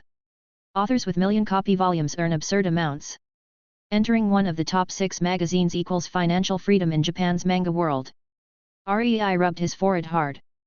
But I haven't remembered a single long work from my past life. This is torture. He sighed. Well, these things can't be forced. Maybe if I sleep on it, something will come back. The weekend ended quickly, and Monday arrived. The moment Rei entered the classroom, he heard Hana and Yui loudly ranting about Shirogane-sensei. Shirogane-sensei is too cruel. Does she even have a heart? I don't dare read chapter 9, she's going to destroy me. Did she get dumped by her boyfriend and decided to take revenge on society? From the side, Mayu couldn't resist teasing them. You two were the ones who swore you'd be Shirogane's fans for life. That didn't last long. We're not hating her. Rina insisted. This is critique. Critique. But the manga's fate is sealed. Toru is gone. I just hope Shirogane-sensei handles the aftermath well, and doesn't make it even more painful. Hana sighed, chin on her hand, gaze drifting out the window toward Rei. If she tortures us again, Mayu, Yui, Rei, you and I will all go to Shirogane's account and spray, no, critique her. Mayu could hardly keep from laughing. When the time comes, be sure to call me and Rei. Rei is the best at criticizing Shirogane. Rei shot her a deadpan glare. The results for the Amatsukage weekly serialization meeting were posted. Mayu's new series won by a razor-thin margin and would begin serialization right after tonight, even if this love disappears from the world ended. That night, Mayu dragged Rei and Misaki out, and the three celebrated in downtown Tokyo. Mayu's 2 manga assistants came as well. When the assistants learned Rei was the Shirogane who had shaken the Hojimori group, their eyes almost fell out. You're that Shirogane-sensei. You're in the same class as Mayu-chan? What, is this school cursed with geniuses? We've drawn manga for 10 years and still can't get serialized, but this one middle school has 2 monster-level prodigies. Teacher Shirogane, living in Tokyo is brutal. If you ever need assistance, please remember us. After the party ended, they exchanged contacts with Rei. Mayu immediately grew anxious. Don't you dare steal my assistants. I barely meet deadlines as it is, if they go to your side, I'll never forgive you. Rei laughed. I wouldn't do that. Anyway, a weekly manga? I can handle it alone. If school didn't eat up half my time, I could update 2 chapters a week. Misaki. Mayu. Is that something a human says? On Thursday, articles about Shirogane, the high school prodigy, began appearing all over the internet. Manga critics, industry veterans, major news outlets. Even people who had never noticed Rei before were suddenly analyzing tonight, even if this love disappears from the world. Rei froze. Media had reported on him before, but never at this scale. Is this the work of Hojimori Publishing? And indeed, inside the publishing headquarters, the editorial staff immediately understood what was happening. Although most of Hojimori Publishing Group's promotional resources were normally reserved for hit series running in Dream Comics, the company would occasionally support promising talent in the second-tier magazines. But tonight, even if this love disappears from the world was a short manga, its commercial potential was limited, not enough to justify this level of attention. However, its author, Shirogane, was different. The editorial department clearly had its eyes on her. Meanwhile, Shid, editor-in-chief of Mirage Weekly, who had rejected tonight during the submission stage, was suffering. Especially when he saw Director K from the same department smiling faintly at him as she left work, as if mocking him, his blood pressure shot up. Last week, the magazines they managed were already separated by tens of thousands in circulation. And now the company had officially started promoting a manga artist he had turned away. This felt like humiliation. No, no. Tonight's story is controversial. Maybe this week is the beginning of its collapse, Shid muttered to comfort himself. The new issue of Amatsuki's weekly hit shelves. And this week's chapter of Tonight continued the flashback from the previous chapter, told entirely from Izumi's perspective. With the help of Hino's parents, Izumi sneaked into Hino's room in the dead of night. Together, they secretly took her diary, scanned it, typed it into a digital format, and then erased every trace of Toru. Every date, every shared moment, the fireworks scene. Every smile, every memory, all replaced with stories of Hino spending time with her friend, Izumi. Panels showed Toru's silhouette dissolving into fragments with each deletion. And when she finished rewriting the diary, Toru disappeared completely from Hino's life. Only Izumi was left crying silently in the dark, clutching the USB drive. Because from now on, Hino would not remember Kyugai. But Izumi would remember everything. Every smile. Every kiss. Every moment the two lovers shared. Hino forgot. But Izumi could never forget. After Toru's death, time moved forward. We return to the present, the timeline from Chapter 1. Hino, having forgotten Toru entirely, found a dusty sketchbook in a cabinet gap.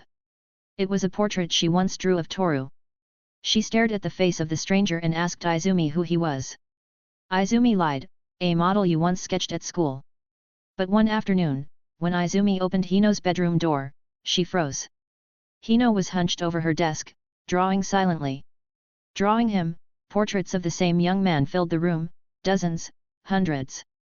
All Toru. The final page of Chapter 9 showed this haunting scene. No text, just the image. Yet every reader understood. This was muscle memory. True had once told her. If normal knowledge won't stick, then learn a skill the body won't forget. Her mind had lost him. But her hands hadn't. She didn't know why she kept drawing him. She didn't recognize his face. But she couldn't stop.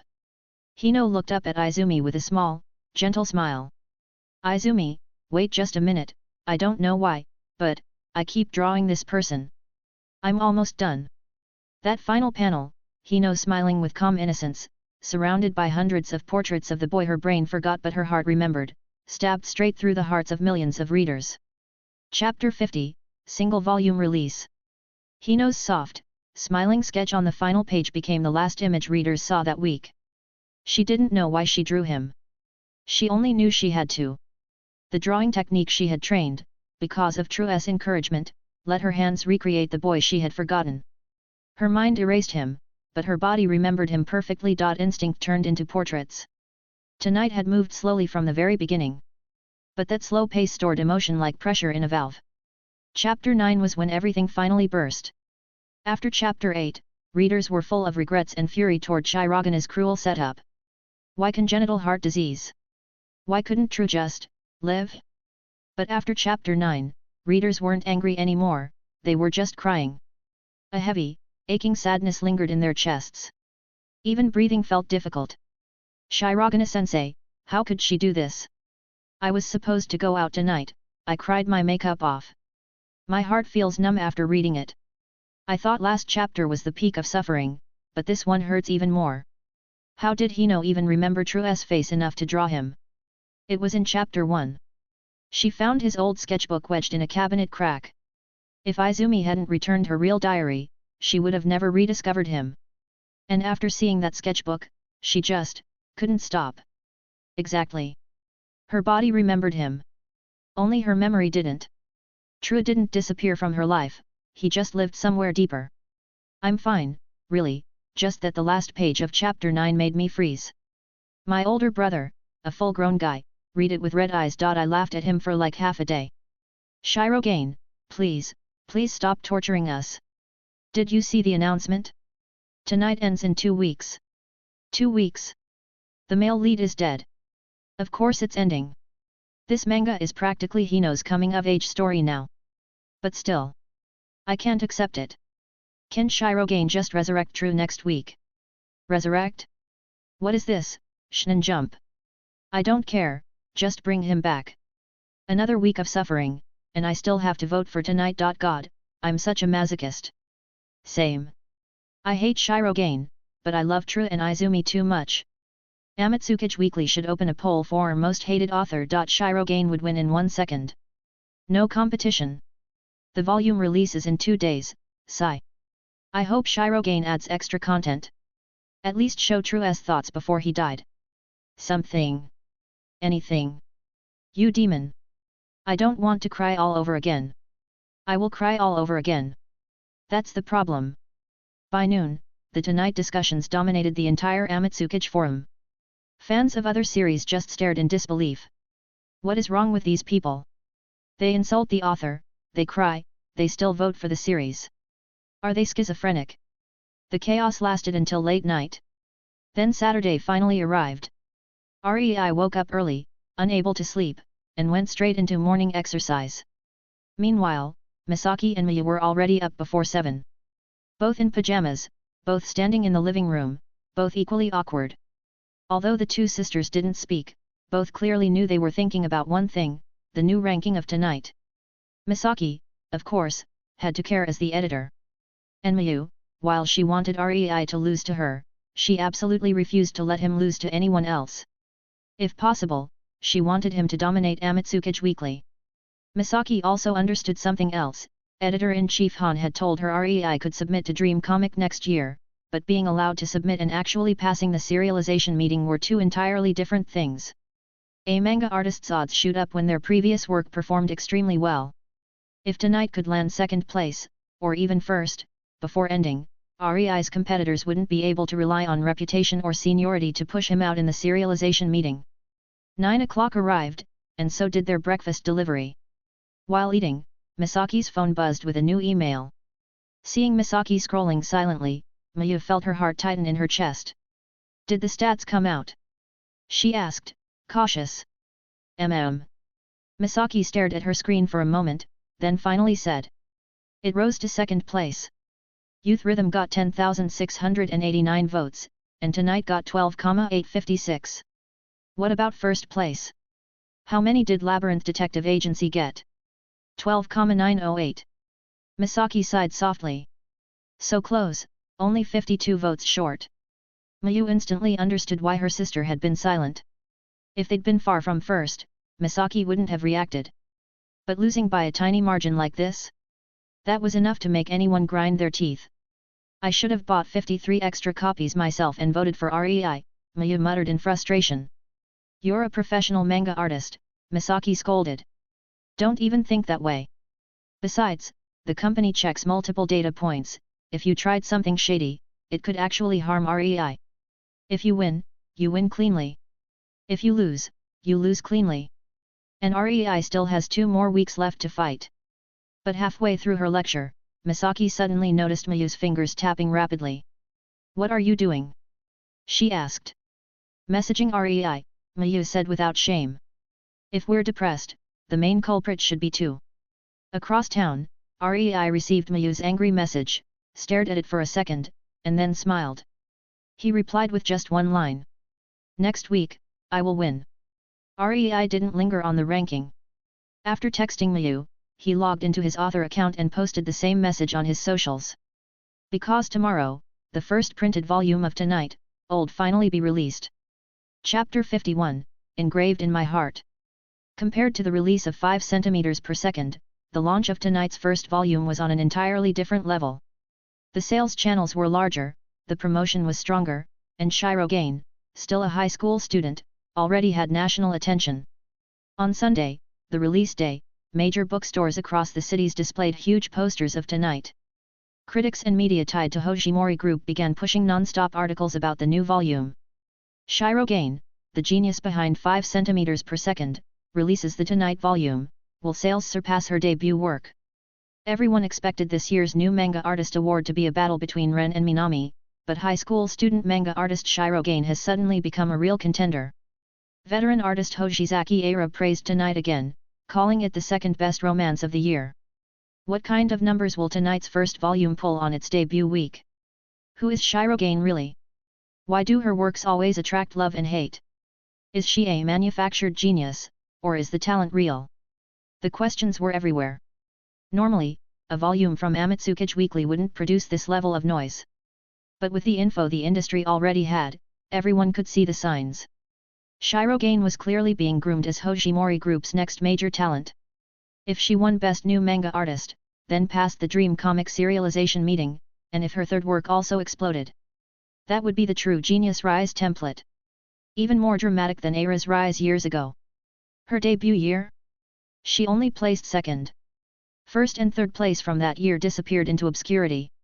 Only Aira fought her way to first-tier status. Historically, most new artist winners fade away. Second and third place? Those are the ones who climb to greatness. So the industry's intentions were clear.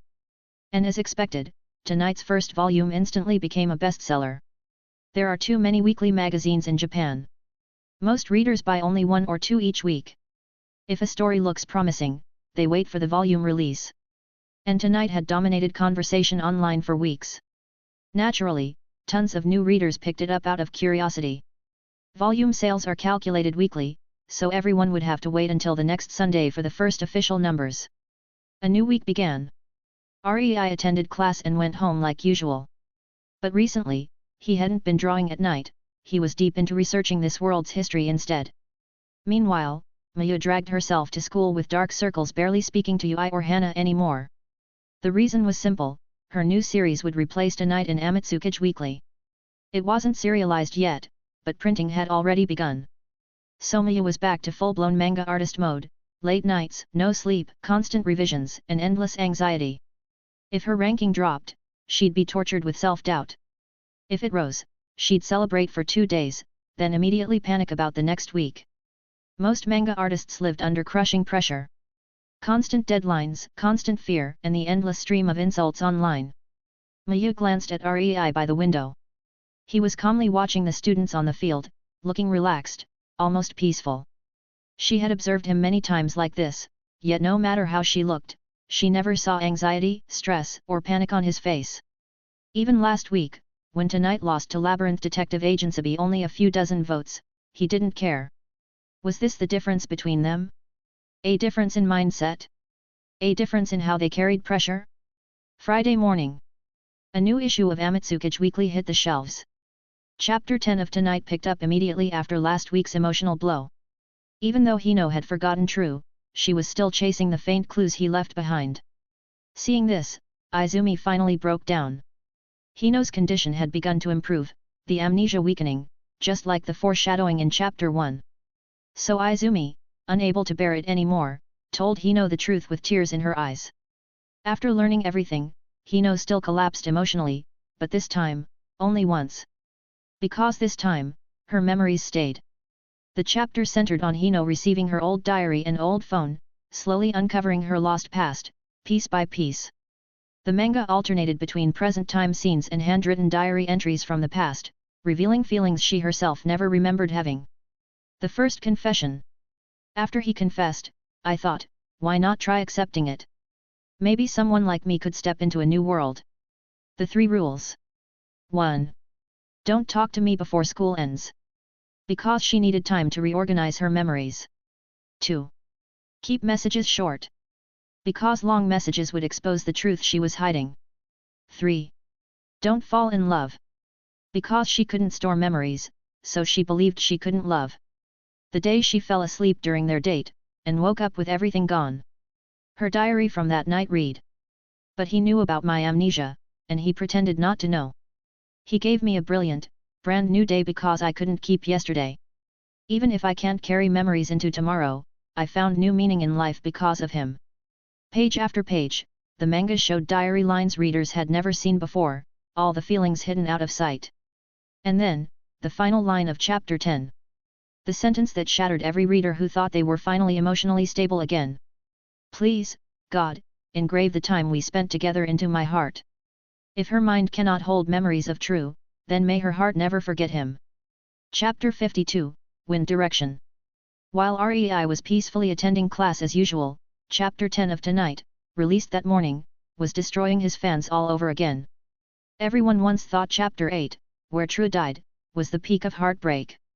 But chapters 9 and 10 were the kind that made readers cry until they couldn't breathe. Why does it get harder to read the further I go?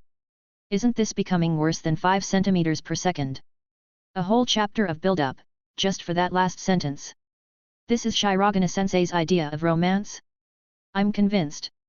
This manga made me question life. But strangely, even though my heart feels smashed, I feel hopeful somehow. Don't hope. You're never meeting a guy like True in real life. Has Shirogane-sensei gone through some romance trauma? Why do her works always hit like trucks in the final stretch? 1 chapter left. Please, just let us have a beautiful ending. Can he meet someone who looks like True next chapter? Something, anything, for hope. Looks like him? He's dead, get real. When chapter 8 came out, I cursed Shirogane-sensei so badly. Chapter 9 made me furious too. But after chapter 10, I suddenly think this manga is kind of a masterpiece. The aftertaste is insane. I can't forget it. What masterpiece? Wouldn't a happy rom-com be better? You're missing the point. A good work isn't judged by happy or sad. It's judged by what you feel after reading. If you knew from the start this was a tragedy, True dies, would you choose not to read it? For me, I'd still read it. Me too. If I didn't read it, I'd never know their story. That's what a good work is. Even if it hurts, you don't regret reading it.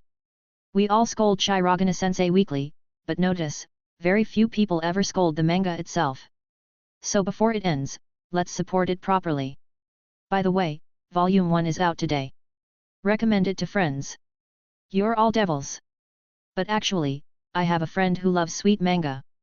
I'll give her Volume 1. She'll think it's super cute, and then she'll buy Volume 2 herself, he. Thank you, Shirogane-sensei, for the emotions these weeks. But please, no more tragedies next time. We beg you. After the tears came acceptance. No matter how much they mourned True, 3 weeks had softened the anger. Most fans now felt sorrow, warmth, and anticipation, wanting the final chapter to complete the story. Even readers who boycotted Volume 1 out of fury went to bookstores to buy a copy that afternoon. The shift was so dramatic that Amatsukichi Weekly's backend showed a massive surge in votes for tonight. That night, Rei browsed online as the comments changed tone. Fans who had cursed him were now apologizing in his messages. He didn't care much, but seeing his reputation improve did make him smile a little. Feeling cheerful, he finally posted on his artist accounts again. Next week's final chapter will give everyone a warm, beautiful dream. No angst, promise. With over 1 million followers total, Rei's post spread instantly. Fans did not hold back. Still dare show your face? Go kneel in a corner for 3 days, then bring True back to life in the final chapter. Only then will I forgive you. How else can you weave a beautiful dream, Shirogane-sensei? You're not planning to reverse psychology us again, right, saying no angst just to hit us harder in the final chapter. Shirogane-sensei, please do a tankban signing in my city. I need a signed copy of Tonight. Pretty please, fulfill this wish. Shirogane-sensei, abandon the tragic romance path. Come back to rom-coms, that's the true calling.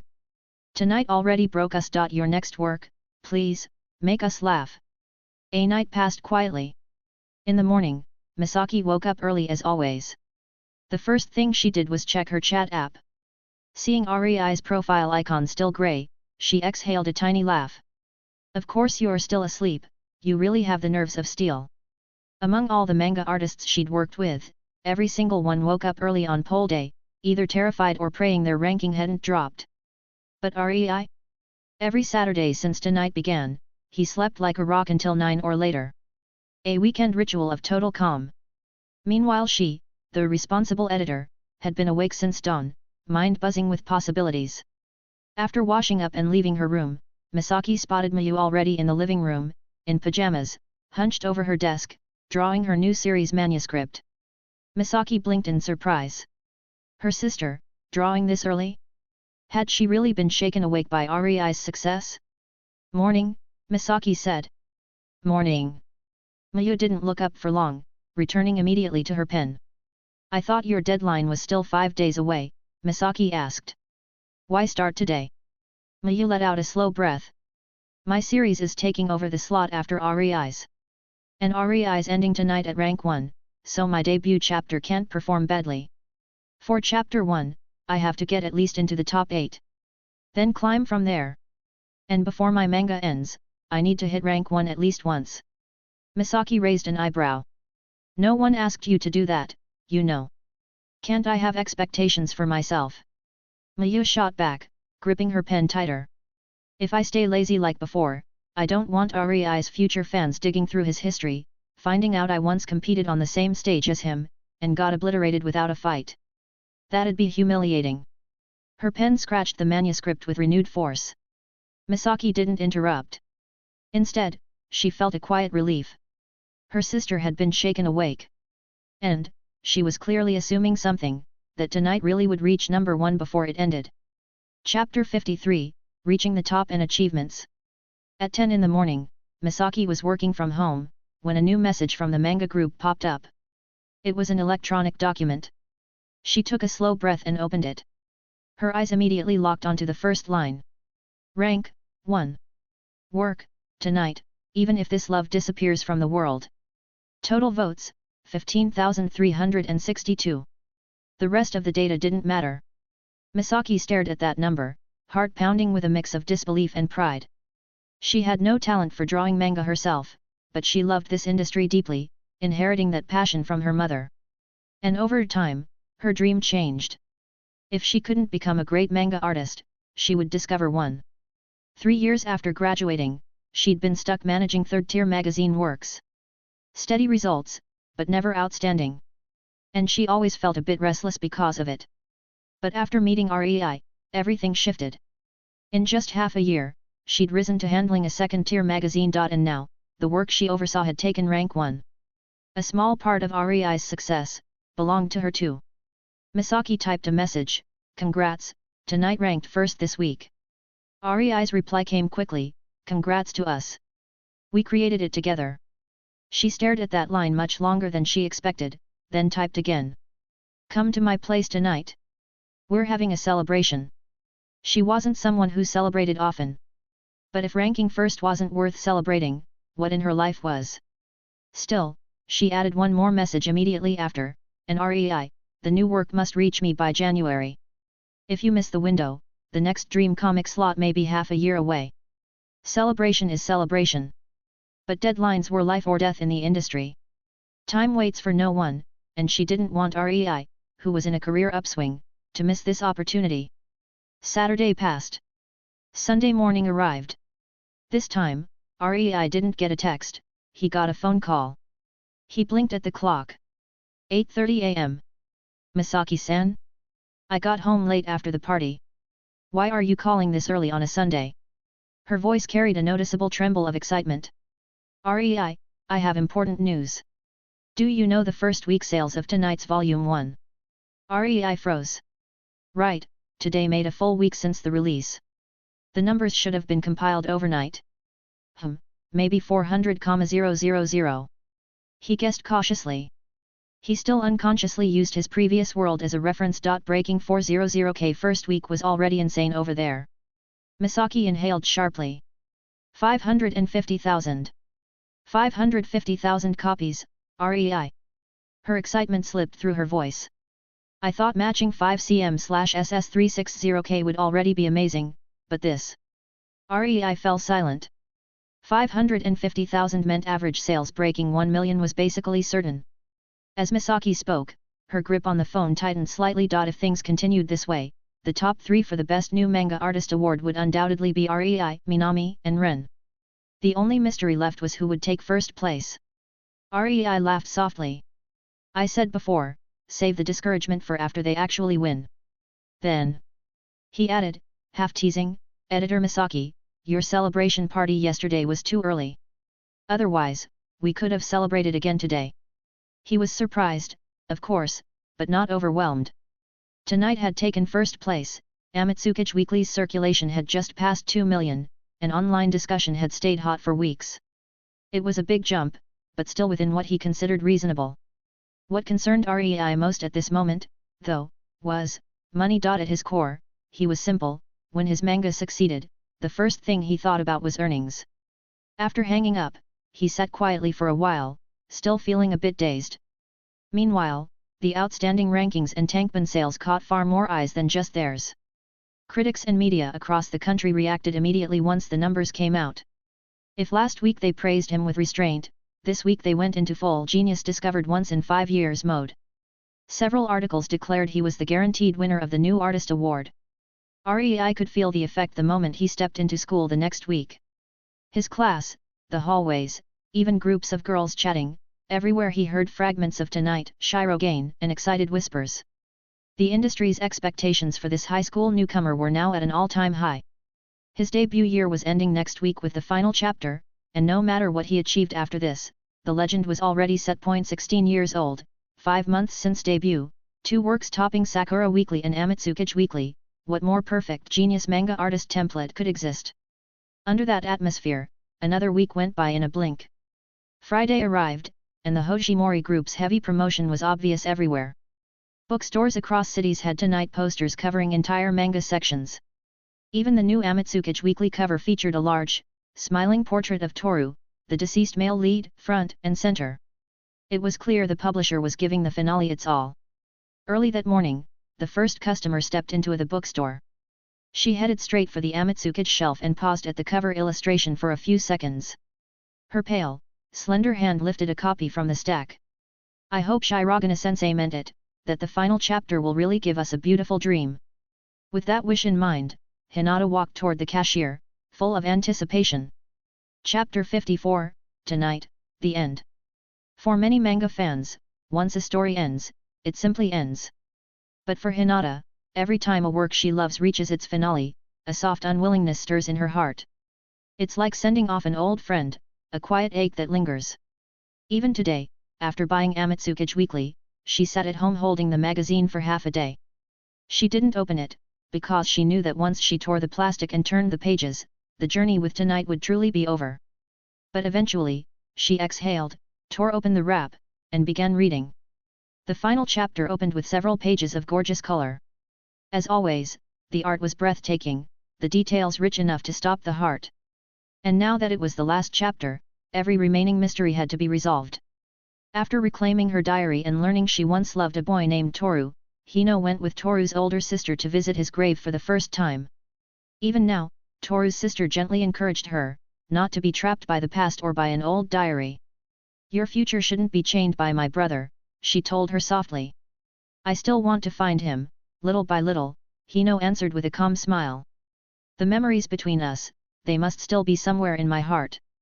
Those words hit Hinata like a quiet hammer, gentle, but devastating. Death isn't the real ending, being forgotten is. And Hino understood that too well. That's why she longed to reclaim every piece of the past she had lost. After their conversation, Hino and her best friend Izumi walked to the beach. Hino's amnesia had steadily improved, and smiles bloomed more easily on her face now. There, she told Izumi her decision for the future: she wanted to apply to art school. "I already guessed you'd say that," Izumi said with a grin. "Toru once talked about it, right? Procedural memory. Even if she forgot everything else, the drawing skills she trained because of him would never disappear." The two girls sat by the sea, talking about dreams, university plans, and the boy who was no longer with them. Even if Hino's mind had lost the memories of Toru, were his efforts and his presence meaningless? No, Hinata realized it suddenly. This entire story had always been about Hino's growth. Toru had left marks on her heart the way muscle memory leaves marks on the body. The girl confidently planning for university now was completely different from the trembling girl we met in Chapter 1. This was the answer the story had been building toward. The chapter spent many warm pages on Hino and Izumi's conversation. Eventually, exhausted, the two lay down on the picnic blanket, sunlight washing over them. Hinata's breath caught, because the scene felt familiar. Earlier in the manga, Hino had also fallen asleep outside, and after waking up, her memory reset, revealing the secret of her condition. And now, it was happening again. Hino shut her eyes against the sunlight, drifting in and out of sleep. In that haze, her consciousness slipped. And in that haze, she awoke again. When she opened her eyes, the first thing she saw was the gentle profile of a smiling young man. Just like that first time, the day of their very first date.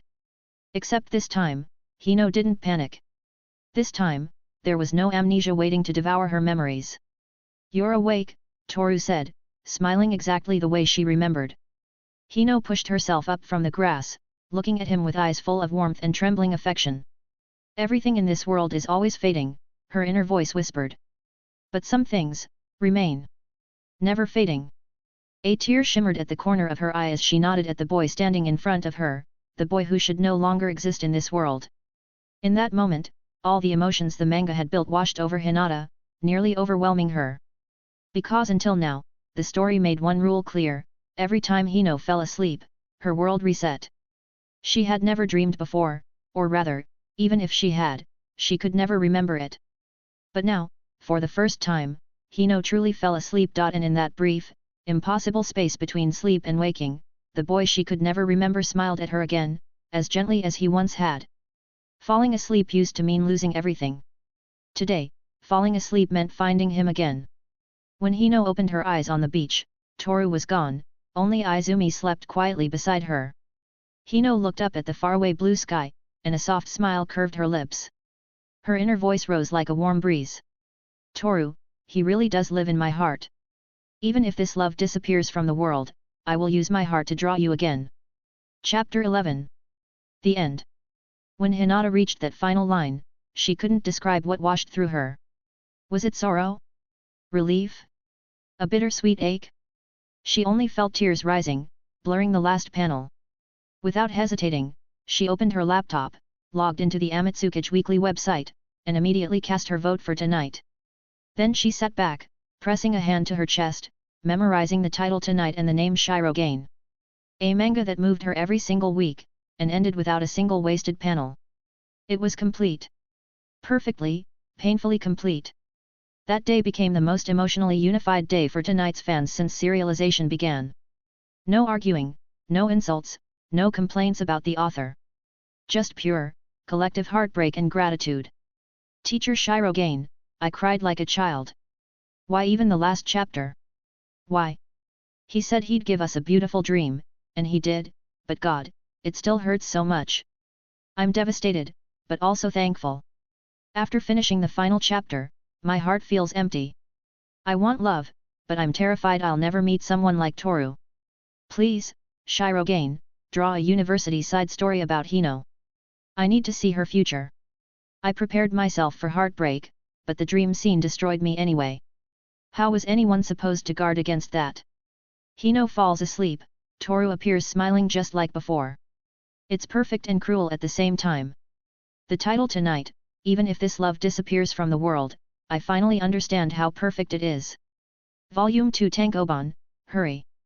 I want to collect it, and force all my friends to read this manga. Thank you, Shyro, you worked hard, and please, for your next work, don't break us again. Something cheerful this time, okay? I never vote. Ever. But today I scanned the QR code just for you, Shyro. I'm sorry for all the times I cursed you before. Today is my apology. And please, please include extra chapters in the Tankobon. I beg you. Chapter 55, New Work. On this day, the forum threads about tonight were unbelievably peaceful. Every other Amatsukage series was drowned out under the tidal wave of discussion about the final chapter. The official rating page also reflected this mood. Tonight rose from the post-chapter 8 low of 8.6 all the way to a new historic peak of 9.3. Normally, when a manga ends, forums fill with nitpicks, complaints, and the ending ruined it debates. But tonight pulled off a miracle. One dream sequence satisfied months of emotional build-up and soothed almost every lingering regret. Even the Amatsukage operations team was surprised by how cleanly readers accepted the conclusion. Sensing the perfect timing, the official site immediately pushed promotion for the new manga that would replace Tonight next week. But while the company was moving on, Rei had his own priorities. He hadn't forgotten the day a certain girl secretly forwarded his rejected manuscript to Sakura Iro, the day she shoved open the first door that changed his life. If not for Miya's accidental push, who knew how many magazines would have rejected 5 centimeters per second? Maybe it would have ended up serialized in some obscure third-rate journal, gaining no traction, and he'd still be an invisible newcomer. So now that Tonight finished strong, Rei had no intention of keeping quiet. He logged into all his author accounts, copy-pasted the same message, and hit send. Saki is my friend in real life, as close as Hino and Izumi. Her new fantasy romance manga Sakura Rain starts next week in Amatsukichi Weekly. She's extremely gifted. Please support her work. After posting across platforms, Rei exhaled. People help each other, that's how the world should work. And besides, Mayu truly had talent. At 16 she'd already completed several short and mid-length series, all well received. Given time, she could rise to the top on her own. But being born in the same era as a transmigrator? That was just an unfortunate matchup. No matter how gifted she was, could she beat a lifetime's vault of masterpieces from his previous world? Rei snorted at himself and shut his computer. The weight of tonight's serialization had finally lifted from his shoulders, and for the first time in weeks, he turned in early. While he slept, his posts detonated across his fanbase like fireworks. Saki and Shyro know each other offline. So they're actual real-life friends? Like Hino and Izumi. Hold up, Saki was a middle schooler when she debuted. Shyro is a high schooler now. Are they classmates? Not just classmates, what if they're in the same class? That's too insane. Two prodigies sitting in one classroom. And honestly, Saki is no slouch. Her early works top Sakura Iro Weekly too. This is some talent attracts talent level stuff. No more arguing, I'm supporting Sakura Rain next week, 100%. If Shyro likes her work, then she must be legit. I've been Saki's fan for 3 years, and I fought with Shyro fans before. This is awkward as hell. Support squad, assemble. After what tonight did to my heart, I'm voting for Sakura Rain without hesitation. Shyro, hurry with your next work. Don't waste your youth. One day, I really hope tonight gets animated. If it becomes an anime, 12 episodes won't work, it's too compact. It should be a movie adaptation. For that to happen, Shyro needs at least one mid-length series sooner or later. Short works get overlooked. Meanwhile, in the Yuki Shyro family villa, the sisters were still browsing tonight's comments, enjoying the post-ending harmony. Then they suddenly saw Shyro's author note promoting Sakura Rain. Both froze, staring at the screen in disbelief. Misaki slowly turned toward her sister with a teasing raise of her eyebrow. Like Hino and Izumi, hey. That's a pretty intimate metaphor. So the two of you seem to get along quite well at school, don't you? That guy studies in class and sleeps after class. I bet he just puts his head down to think up manga ideas. He has no friends, so his description isn't really wrong. At school, I'm the one he's closest to. Mayu said it casually, completely ignoring the hidden meaning in Misaki's tone. It's just, he didn't have to recommend me. Even without that, my manga would definitely climb Amatsukichi Weekly just like tonight. Her words tried to sound confident, but the smile she couldn't contain gave her away. After all, Rei had no idea how good Sakura Rain truly was. Publicly recommending her work to his fans carried real risk. It showed, unmistakably, that he genuinely trusted her strength. All right, it's the weekend again. Mayu stretched her arms, flipped her palms together, and stood up to leave. Going to sleep? Misaki raised an eyebrow. How could I? I'm going to draw. My new series can't embarrass itself, not after following up tonight. Mayu disappeared into her room with that determination burning behind her eyes. That night, while Mayu was grinding away at her manuscript, Rei slipped into a dream again. He rarely dreamed at all, and if he did, it was almost always memories from his previous life. Maybe it was because Misaki had been hounding him for weeks about his next work. But tonight, the dream actually delivered. It was a memory from his grade school summer break in his previous world, back when anime wasn't streamed everywhere, and local TV had phone-in on-demand episodes. He'd burned through the entire landline bill that summer binge-watching only one thing. Hikaru no Go. Rei sat upright the moment he woke. The entire anime resurfaced perfectly in his mind, every arc, every match. But then reality hit. Hikaru no Go? His expression twisted. You remember Slam Dunk or Prince of Tennis? Sure, easy to localize. But Go? This wasn't just change the setting and redraw. It involved professional game records, match styles, historical references. Rei barely knew beginner-level Go. How was he supposed to recreate entire high-level matches? He massaged his temples, already feeling a headache forming. Right at that moment, his phone rang. Misaki again. As expected, she was calling to congratulate him for tonight winning first place in its final chapter's ranking. Of course it was first place, he'd already seen the buzz. But Misaki sensed something off. "Rei, what's wrong? You sound distracted." "It's nothing." A pause. "Actually, I do have a new series idea." Misaki instantly straightened, though she kept her voice steady. "Tell me. Is there trouble with it?" "Well, the theme of the new manga might be outside anything you can imagine." "Oh? Genre shift?" Misaki laughed in relief. "That's normal. Romance is limited. If you want to reach the top, you have to aim for fantasy battle manga. And honestly, with your talent for emotional scenes, you'll dominate where those authors always struggle, romance subplots." But Rei's next words made her freeze. "No. My new series is a go manga." He said it completely calmly. "I wanted to ask, do you know any professional players who are very free, and idle? I'll need a consultant for the match content. I'll pay for it, of course." Misaki's smile collapsed instantly. A go manga. Chapter 56, Dialogue. A go manga. Misaki's mind buzzed. She genuinely wondered if she had misheard him.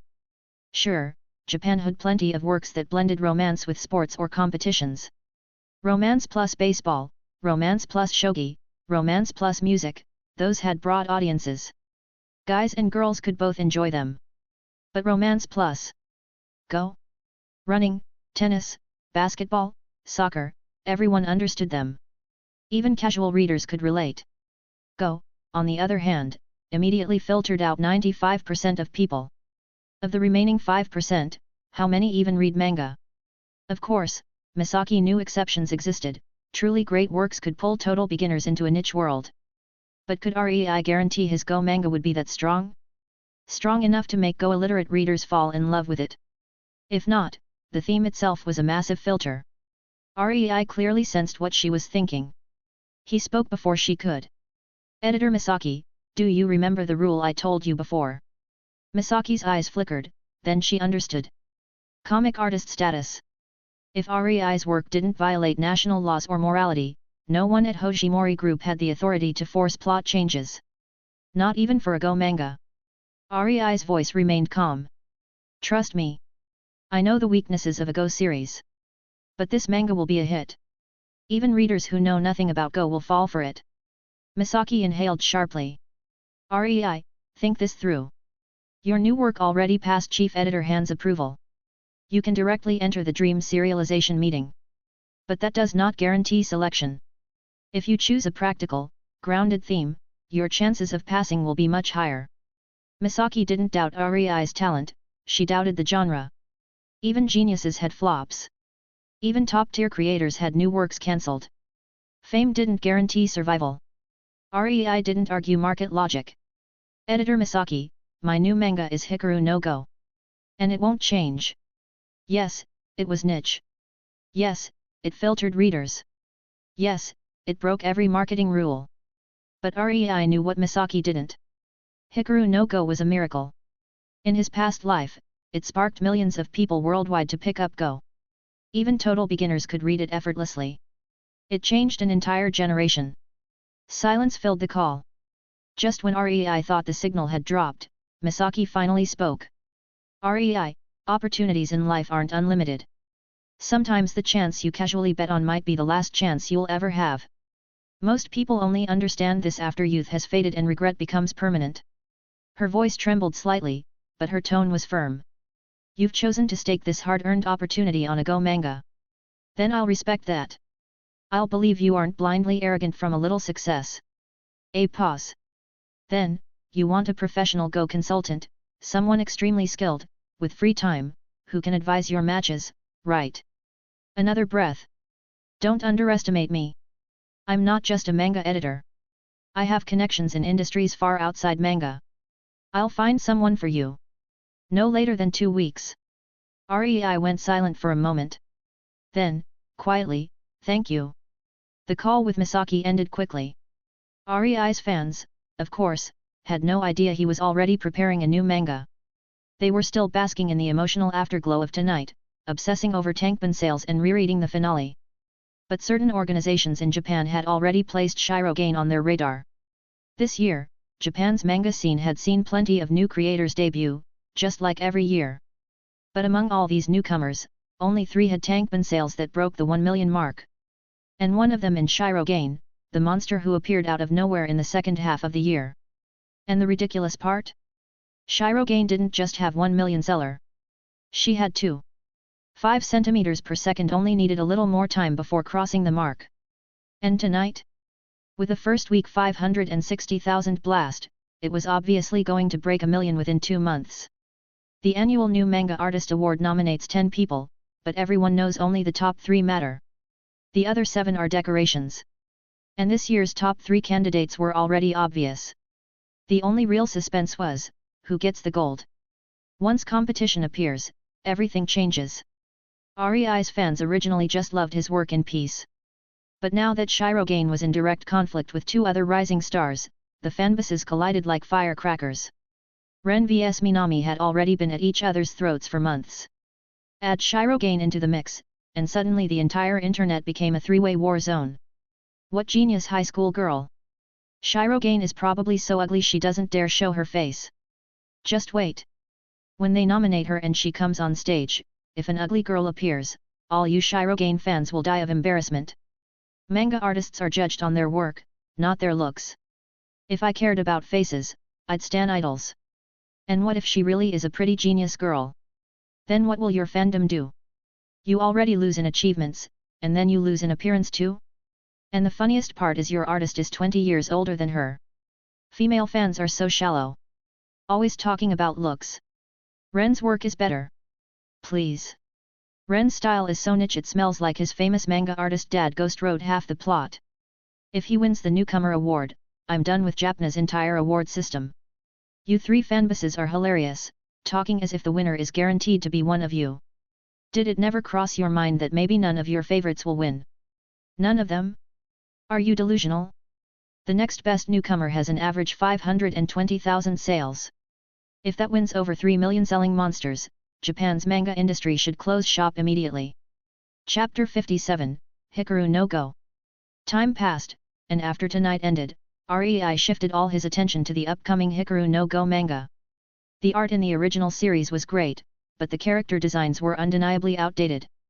If Rei was going to create Hikaru no Go, he would have to refresh the character visuals and give them a more modern, polished look. Of course, the core plot wouldn't change, only small upgrades and adjustments in detail. The real difficulty was in the setting. Transplanted into this world, the Go system, pro rankings, and tournament formats all had to match this world's Go environment, not the one from Rei's previous life. Fortunately, the old live-action drama version gave him a decent structural reference point. As memories resurfaced day by day, the adaptation became easier. The only issue was length. The original story was long. Given how unpredictable his memory recall could be, Rei absolutely couldn't serialize something stretching 3 to 5 years. So he planned to increase the page count per chapter and omit bloated, unnecessary arcs, especially everything after Sai's disappearance. The adaptation would focus strictly on the emotional and competitive core. His drawing speed was absurdly fast anyway, so none of this was a problem. Early December. Rei finally met the Go consultant he had been waiting for at the Yuki Shyro sisters' home. A woman with black-rimmed glasses, mid-20s, sat on the living room sofa. She wasn't on the sisters' level of beauty, but among ordinary people she would easily stand out as elegant and refined. When Rei entered, she rose and greeted him politely. "Hello. I'm Shirakawa Rika." She extended her hand with a calm smile. "You're Shirogane-sensei, yes." "Hello, I'm Shyro. My real name is Rei." Rika nodded, unsurprised. Misaki had already explained everything to her the night before, the beautiful high school girl mangaka online rumors, Rei's real identity, and the confidentiality around it. She didn't know Misaki personally. But Misaki's mother had long-standing ties with Rika's uncle, the vice president of the Go Association. The association had been struggling with stagnation for years. When Misaki reached out for a consultant, Rika's uncle immediately agreed. Supporting a rising manga artist attempting a Go-themed work was a golden PR opportunity. Whether the manga became a hit or not, the association would benefit from visibility and cultural momentum. So, Rei, did you bring the storyboards? Misaki asked. It had been 2 weeks since Rei declared he would create a Go manga. His reason for needing a professional was simple: the Go matches had to be real. The original story spanned elementary school, middle school, and the pro world. The match difficulty had to reflect each stage. For that, Rei needed an expert to design game records tied precisely to the plot. Rei responded by pulling a thick stack of manuscript paper from his bag. Misaki frowned at the volume. Then she casually flipped through the pages. Her eyes froze. These weren't rough thumbnails. These were near-finished original manuscripts, inked, toned, paneled. Rei, what is all this? I had a lot of free time these past 2 weeks, Rei said lightly. So I drew a bit more than planned. He gently pushed the heavy stack toward Misaki and Rika. Please check the storyline first. Misaki and Rika exchanged a brief glance, then stopped talking entirely. Both leaned in and focused on the stack of original manuscript pages Rei had placed on the table. Although Rika was a professional Go player, she'd grown up in a country overflowing with manga culture. Reading manga was second nature to her. But when she opened to the first page, her expression changed immediately. Maple leaves drifting in the wind. Running water, sunlight, a wooden bridge. A boy and a girl sprinting across it together. A simple slice of life scene, yet the sense of atmosphere was so strong it felt cinematic. Rika slowly lifted her eyes toward Rei. For a moment, only one word echoed in her mind. Amazing. But visuals were one thing. The plot was the true backbone of every manga. And the plot, from the very first few pages, overturned every assumption Misaki and Rika had brought with them. They thought Rei's Go manga would be like most competitive titles: a talented protagonist starts as a beginner, trains hard, overcomes rivals, and rises to the top. But instead, a clueless elementary school boy, Hikaru, discovers an old Go board with faint stains in his grandfather's storage room. And because of his strange sensitivity, he becomes possessed by the ghost of Sai, an ancient Go sage. Rei had seamlessly adjusted the lore. Sai wasn't from Heian era Japan but from a chaotic historical period in this world. A time where even royal names were lost to history, so the backstory felt perfectly natural. But then the story accelerated. Hikaru, who couldn't even tell the black stones from the white ones, was suddenly forced to deal with this passionate Go-obsessed ghost who'd been waiting 1,000 years for a chance to chase the hand of God. A soul that refused to pass on because of its love for the board. An anime fan turned Go novice, dragged into a world he never asked for. At first, Rika's reading attitude was perfunctory. A high school kid drawing a Go manga? Probably half-baked. Probably shallow. Probably something she would skim politely but forget instantly. She expected nothing. But a few pages in, she unconsciously leaned forward. Then more. And more. By the 10th page, she was no longer a consultant reviewing a manuscript. She was a reader, completely absorbed. Misaki had fallen silent as well. Her eyes didn't leave the pages. In Rei's version, the fated meeting between Hikaru and Akira was even more explosive than the original. The dramatic tension, the way Rei framed their encounter, the subtle expressions, everything was crafted with such flair that Misaki felt her chest tighten. Rei had completely removed the actual Go diagrams in these draft chapters. Every match was represented by a white page, or a fade-to-white panel. He saved the game record creation for Rika later, the job she had been recruited for. But that was the shocking part. Misaki didn't know a single Go rule. She couldn't follow a game record even if it were printed right in front of her. Yet, she could tell who was winning. Who was losing. What Tsuke or Hain meant emotionally, even if she didn't know the technical definition. She understood the tension of a teaching game, the thrill of a pro match, simply from the characters' reactions and pacing.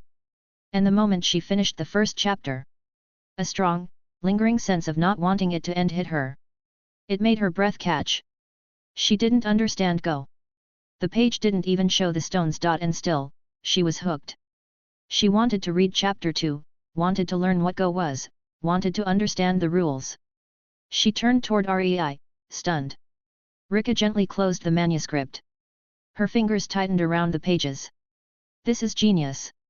Chapter 58, Collaborators.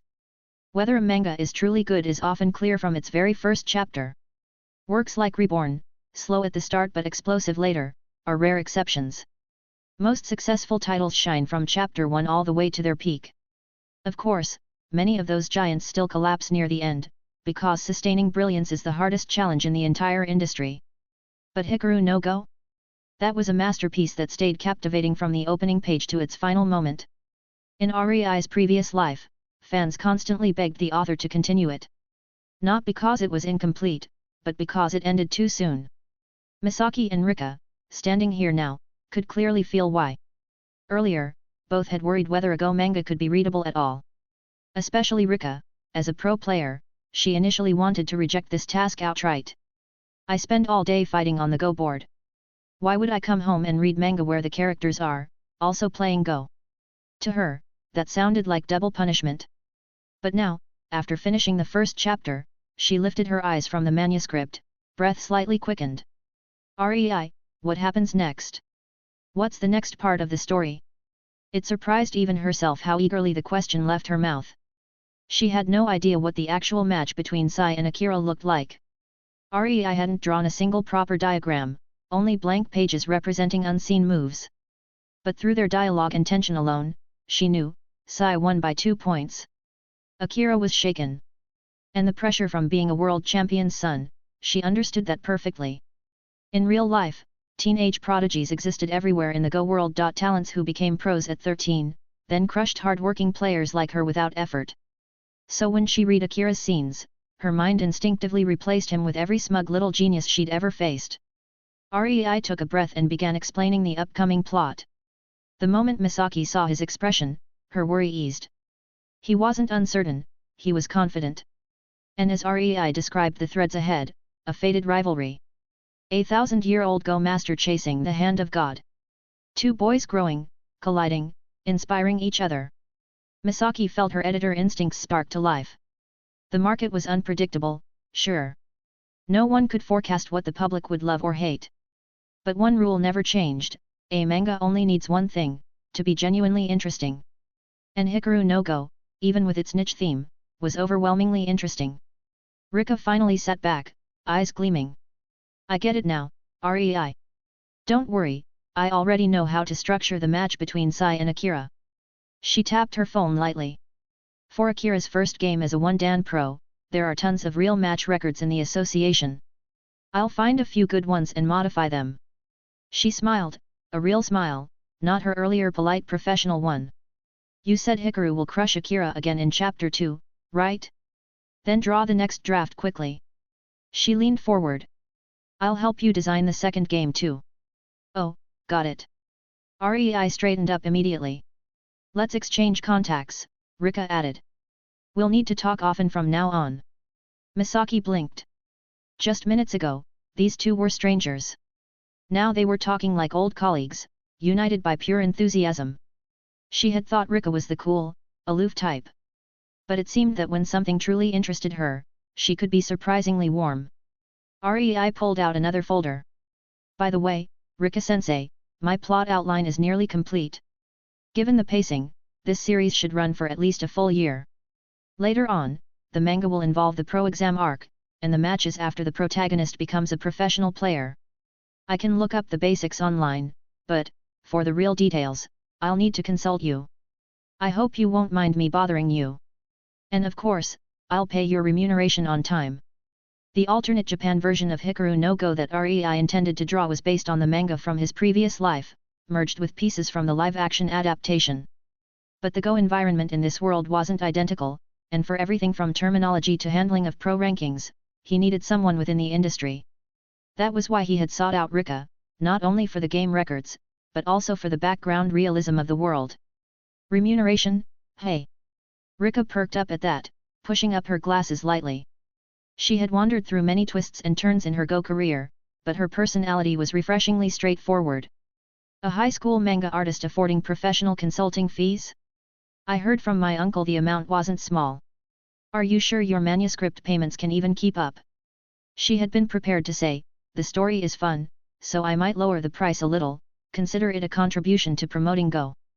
But Rei didn't even let her finish. It's fine. He thought she was worried he couldn't pay, so he explained directly. My first manga sold over 1 million. Tonight already has 2 volumes coming. The numbers aren't public yet, but anyone in the industry can estimate it. My total royalties should be around 60 million yen by now. So paying your consulting fee won't be a problem. Rika's expression froze. 60 million? Her face warmed slightly. Only world-level tournament champions or prodigies with massive sponsorships saw that kind of money. Her own income, match appearance fees, a modest salary from the Go Association, some private students, wasn't bad, but nowhere near that. She had been worried he couldn't afford it. Turns out she was the one who couldn't relate financially. The discount she planned to offer died on the spot. Manga artists are absurdly rich. And now that she'd met a rich high school boy, she should probably charge him the full amount, maybe even a little extra. Rei didn't notice the shift in her expression, only feeling relieved when she didn't object. Good. Anything solvable with money wasn't truly a problem. And if Hikaru no Go exploded the way it had in his previous life, then consulting fees were nothing but loose change. After they discussed a few remaining details, Rei and Rika left the Yuki Shyro house separately. December had already arrived. With only 1 month left before the January serialization window that Misaki had warned him about, Rei had no time to waste. He needed to push out the next chapters as quickly as possible if he wanted to seize the opportunity. Chapter 59, Meeting Date. In mid-December, the second volume of the manga series Tonight, Even If This Love Disappears from the World, was officially released. In this second volume, Rei added a short extra chapter, adapting side scenes from the original novel that hadn't appeared in the main story. As expected, Volume 2 sold even better than Volume 1. Its first week sales hit 670,000 copies, surpassing the debut numbers of several safe, recycled series by slightly past their prime first-tier artists. If you only looked at first week volume sales for new artists this year, Tonight's second volume was clearly ranked first. And with the usual rule of thumb, that lifetime sales are generally a bit more than 3 times the first week, the industry estimated that Volume 2 would easily pass 2 million copies in total. Once those figures came out, people all across the Japanese manga world took notice. Editors, assistants, veterans, mid-tier creators, hungry newcomers, everyone remembered the same name, Shyro, the rumored high school rookie. To achieve this level of success at 16, even with only short works so far, was terrifying in itself. Between 5 centimeters per second and Tonight, Shyro had already shown frightening narrative control, concise structure, delicate emotions, and endings that hit like a truck. Given time, there was no telling whether he might become the top romance manga author of his generation. And in January, during the nationally broadcast Manga Awards ceremony, everyone would find out, among Shyro, Rei, and the other rising star, who would actually take New Manga Artist of the Year. Originally, Shyro had been slightly behind the other 2 in prestige. Now, in raw performance and public buzz, he had begun to stand ahead of the pack. This is so good. Sakura Rain, can someone really improve this fast? Rei's classmate murmured, eyes shining as she turned the glossy pages. It feels completely different from Saki's older series, Hana said, leaning over her shoulder. The art's cleaner, the pacing's better, everything leveled up. Of course it did, Ui chimed in. They said on the forum that Sakura Rain ranked 6th in last week's Amatsukage weekly poll. No wonder Saki and Shyro are such good friends, Hana sighed. Apparently only geniuses are allowed in that little circle. That's not necessarily true. Mayu gave a theatrical shrug. Maybe they're surrounded by totally ordinary manga nerds like you, Ui. If their identities got exposed, the whole school would chase them around like zoo exhibits. Hey, with how fast news spreads online, if either Shyro or Saki ever slipped up, their names would be everywhere in a week, Ui said. But January isn't far. Once the awards ceremony airs, we'll get to see Shyrogana's real face on TV anyway. That would be terrible, Rei muttered, expression stiffening. A few days earlier, he'd already received the official notice confirming his nomination as New Manga Artist of the Year. Mayu had snatched the envelope, stared at it for a full hour, then reluctantly returned it to him. If he attended the ceremony, the anonymous high school girl genius Shyro persona would die on the spot. But skipping the award wasn't realistic either. What manga artist refuses such a thing? And if his manga ever got an anime adaptation, constant meetings with the studio would make secrecy impossible. Once you chose the manga path, having your true identity exposed was only a matter of time. Terrible? Why terrible? Hannah asked. I mean terrible for Shyro Gain, Rei coughed. His peaceful school life is probably doomed. And once people connect Shyro Gain to this school, Saki, his mysterious friend, won't be able to hide for long either. Mayu's smile froze for a moment. The rest of the class didn't notice a thing. To them, Rei, Mayu, Hannah, and Ui were just the usual manga-obsessed quartet chatting in the back row like always. After all, most readers never really believe manga plots could happen in real life. And January was creeping closer, the awards ceremony, the nominations, and Shirogana's make-or-break shot at a dream comic serialization meeting were all waiting there together. A rush of thoughts flickered through Rei's mind, but the ringing of the school bell quickly washed everything away. At the end of December, Dream Comic, one of the 6 major weekly manga magazines in Japan, boasting a massive weekly circulation of 16 million, posted an announcement on its official website. The long-running series Thunderous Emblem, serialized for 2 years, would be ending soon. For readers of Dream Comic, the news barely caused a ripple. Thunderous Emblem had been drifting in the lower half of the rankings for ages. In recent months, it had hovered dangerously close to dead last, and most readers had long abandoned any hope for it. If the creator chose to end it voluntarily, the magazine could at least give them a dignified exit. But if they stubbornly dragged the series on, that was how reputations crumbled. It reminded Rei of Gintama from his previous life. Jump gave the author multiple chances to end things beautifully, announced final arc. Over and over, only for the story to be dragged endlessly until Jump eventually just relocated it elsewhere. Years passed before it was finally put to rest. Of course, Thunderous Emblem ending wasn't a big deal to the general readership. But within the professional manga world, especially among the many artists who had been quietly waiting for their chance, this announcement spread like venom. A series ending soon meant, realistically, 1 month until the slot opened. And that meant exactly one thing. Dream Comics' serialization meeting was imminent. On December 30th, at the Hojimori Group editorial floor, Misaki, who had been reviewing the manuscripts of Sakura Rain, suddenly heard a ripple of excitement spread through the department. Someone whispered urgently near her desk. She opened her work inbox. A new email from headquarters. On January 9th, the Hojimori Group editorial board will hold a serialization selection meeting to choose the successor series for the slot soon to be vacated by Thunderous Emblem. At the bottom, the email reminded all editors. If you have artists under your care with strong prior performance, potential for growth, and a ready manuscript suitable for submission, contact them immediately. Misaki's fingers trembled slightly. So it was here. This was how opportunities truly arrived in the manga industry, suddenly. Without preparation time. Without mercy. Serialization meetings were never announced months beforehand. The editors who survived long in this field were the ones who always kept a brilliant new work in their pocket, waiting for the day the gun went off. Rei only had Hikaru no Go ready because editor-in-chief Han had warned Misaki months in advance, and she had pushed Rei relentlessly. But their competitors? Some of them had likely prepared for months, maybe half a year, polishing their masterpieces in secret. Getting serialized in a high-tier magazine meant near-automatic financial freedom. Everyone was waiting for the moment the slot finally opened. Misaki stared at the date at the top of the email. January 9th. 10 days left. Chapter 60, The Debate, Game, and the Serialization Meeting. 10 days. Even though Rei had mentally prepared himself for this possibility, he still felt a jolt in his chest when Misaki delivered the news. Originally, everyone expected the serialization slot at Dream Comic to open near the end of January or early February. But now, the slot was opening in early January. After ending the call, Rei stared at the manuscript pages scattered across his desk. For the past month, most of his time was spent polishing redesigned character sheets. In truth, he hadn't actually drawn much of the manga itself. Even so, he was confident he could finish the first 4 chapters required for the January 9th serialization meeting. Still, he couldn't stop the slight shakiness in his fingers. No, stop overthinking.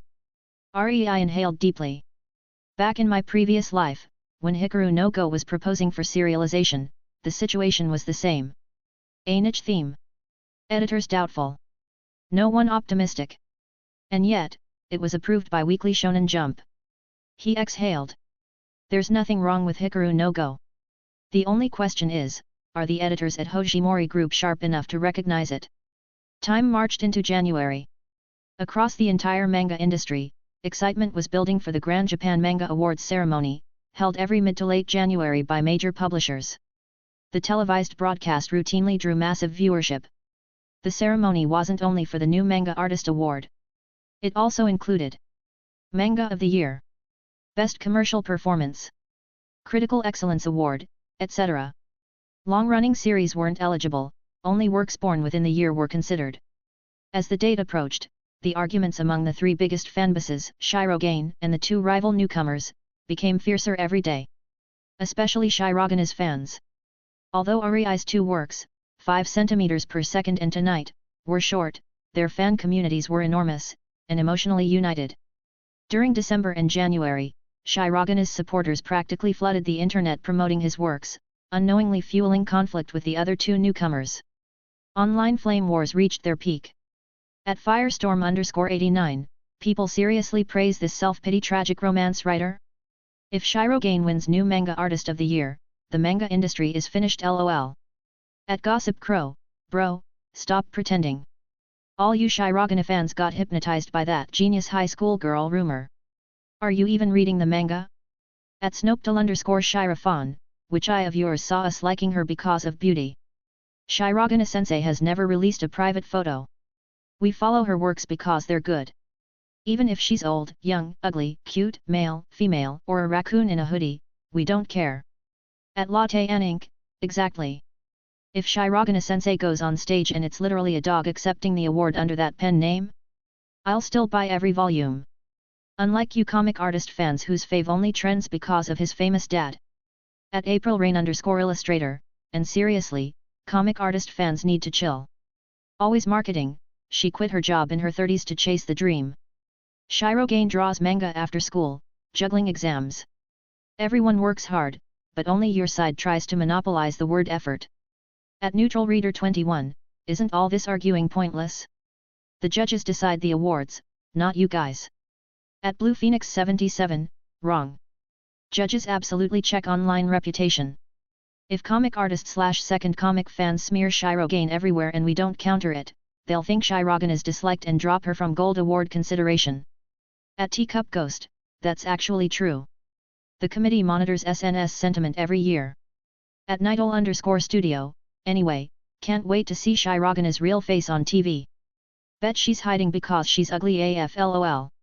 At Moonlit Library, keep crying. Even if Shirogana sensei turns out to be a balding 60-year-old uncle, I'm still reading. Talent looks.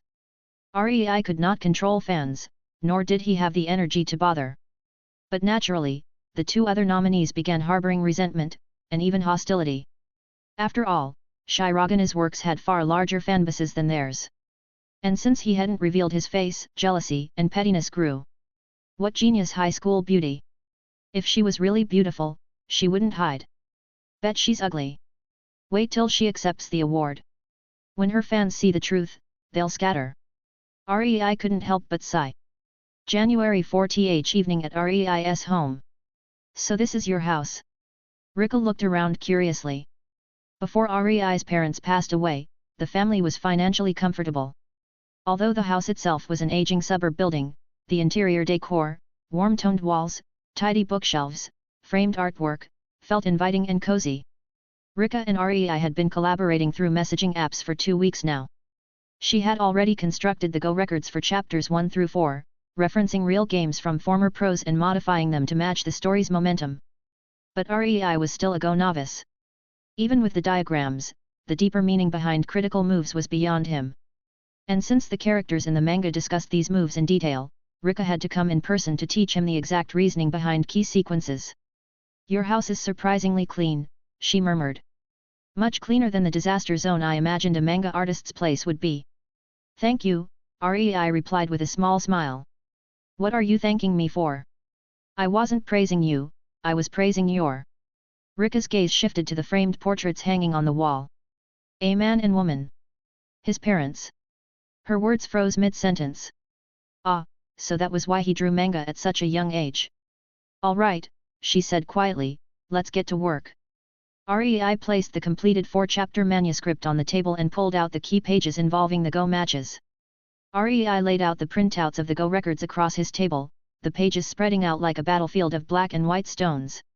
He exhaled once, then began asking questions one by one, each extremely specific. Most of what he asked centered on the second game between Sai and Akira in Chapter 2. This was the match where Sai, the 1000-year Go spirit, crushed the rising prodigy with overwhelming strength, a game that would haunt Akira even after he became a pro.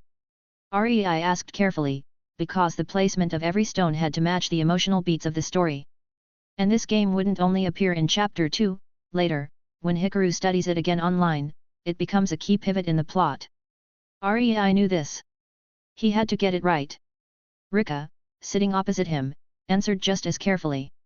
She watched Rei's serious expression as he marked notes on the diagrams, recording move sequences, Joe's key variations and the intention behind each key placement. Then she couldn't help commenting with a light laugh. Honestly, most readers won't understand pro-level games at all.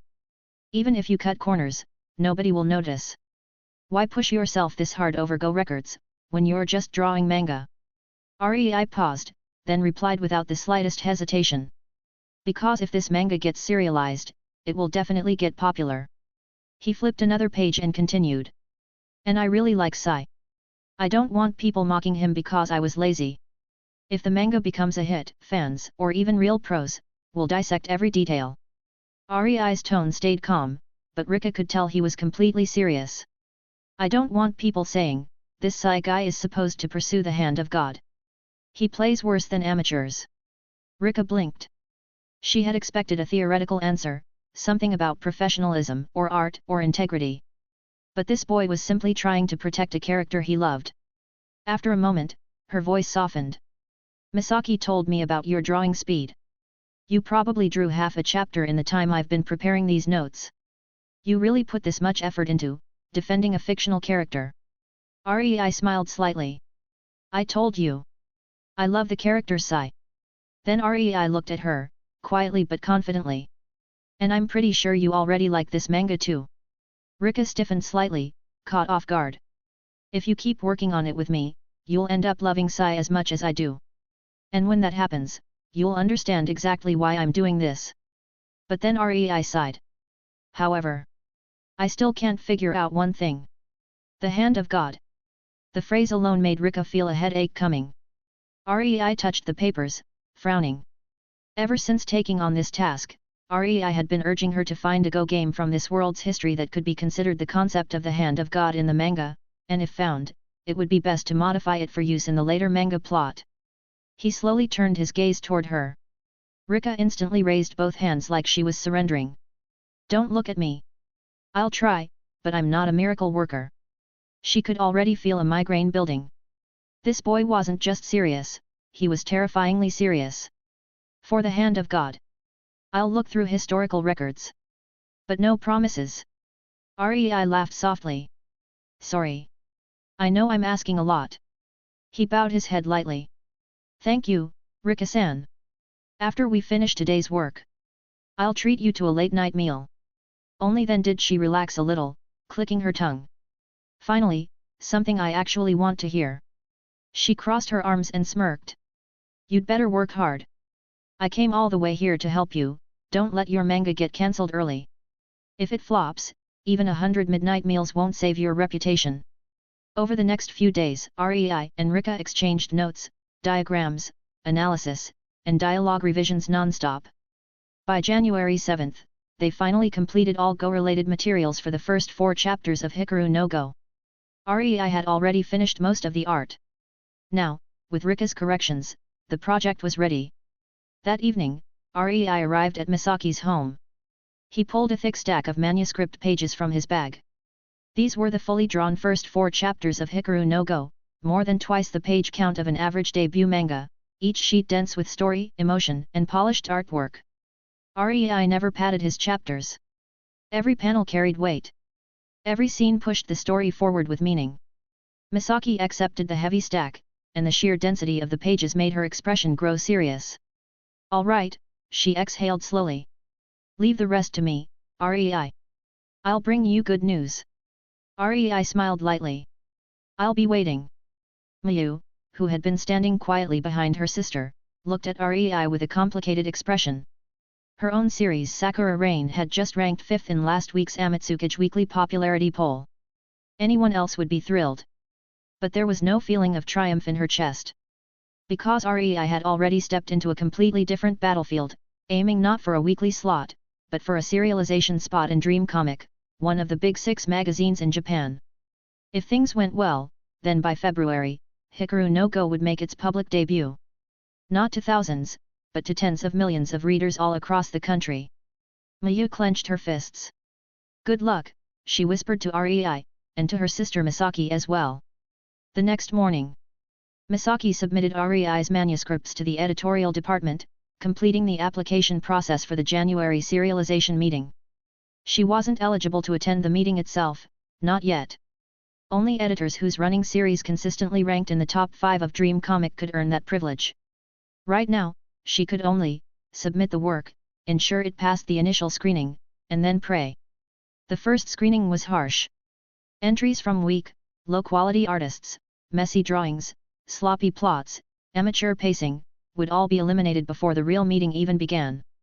But Hikaru no Go was different. The story was strong. Rei's art was breathtaking. And the editor-in-chief, Han, had personally encouraged Misaki to push Rei toward serialization. And just like she anticipated, Hikaru no Go passed the initial screening. It officially entered the serialization meeting scheduled for January 9 at 9 am. But the moment Misaki saw the finalized list, her breath caught. 19 works. 19 competitors. One of the fiercest and most competitive Dream Comic serialization meetings in recent years. January 9. The day that would decide the fate of Hikaru no Go arrived. Thanks for listening.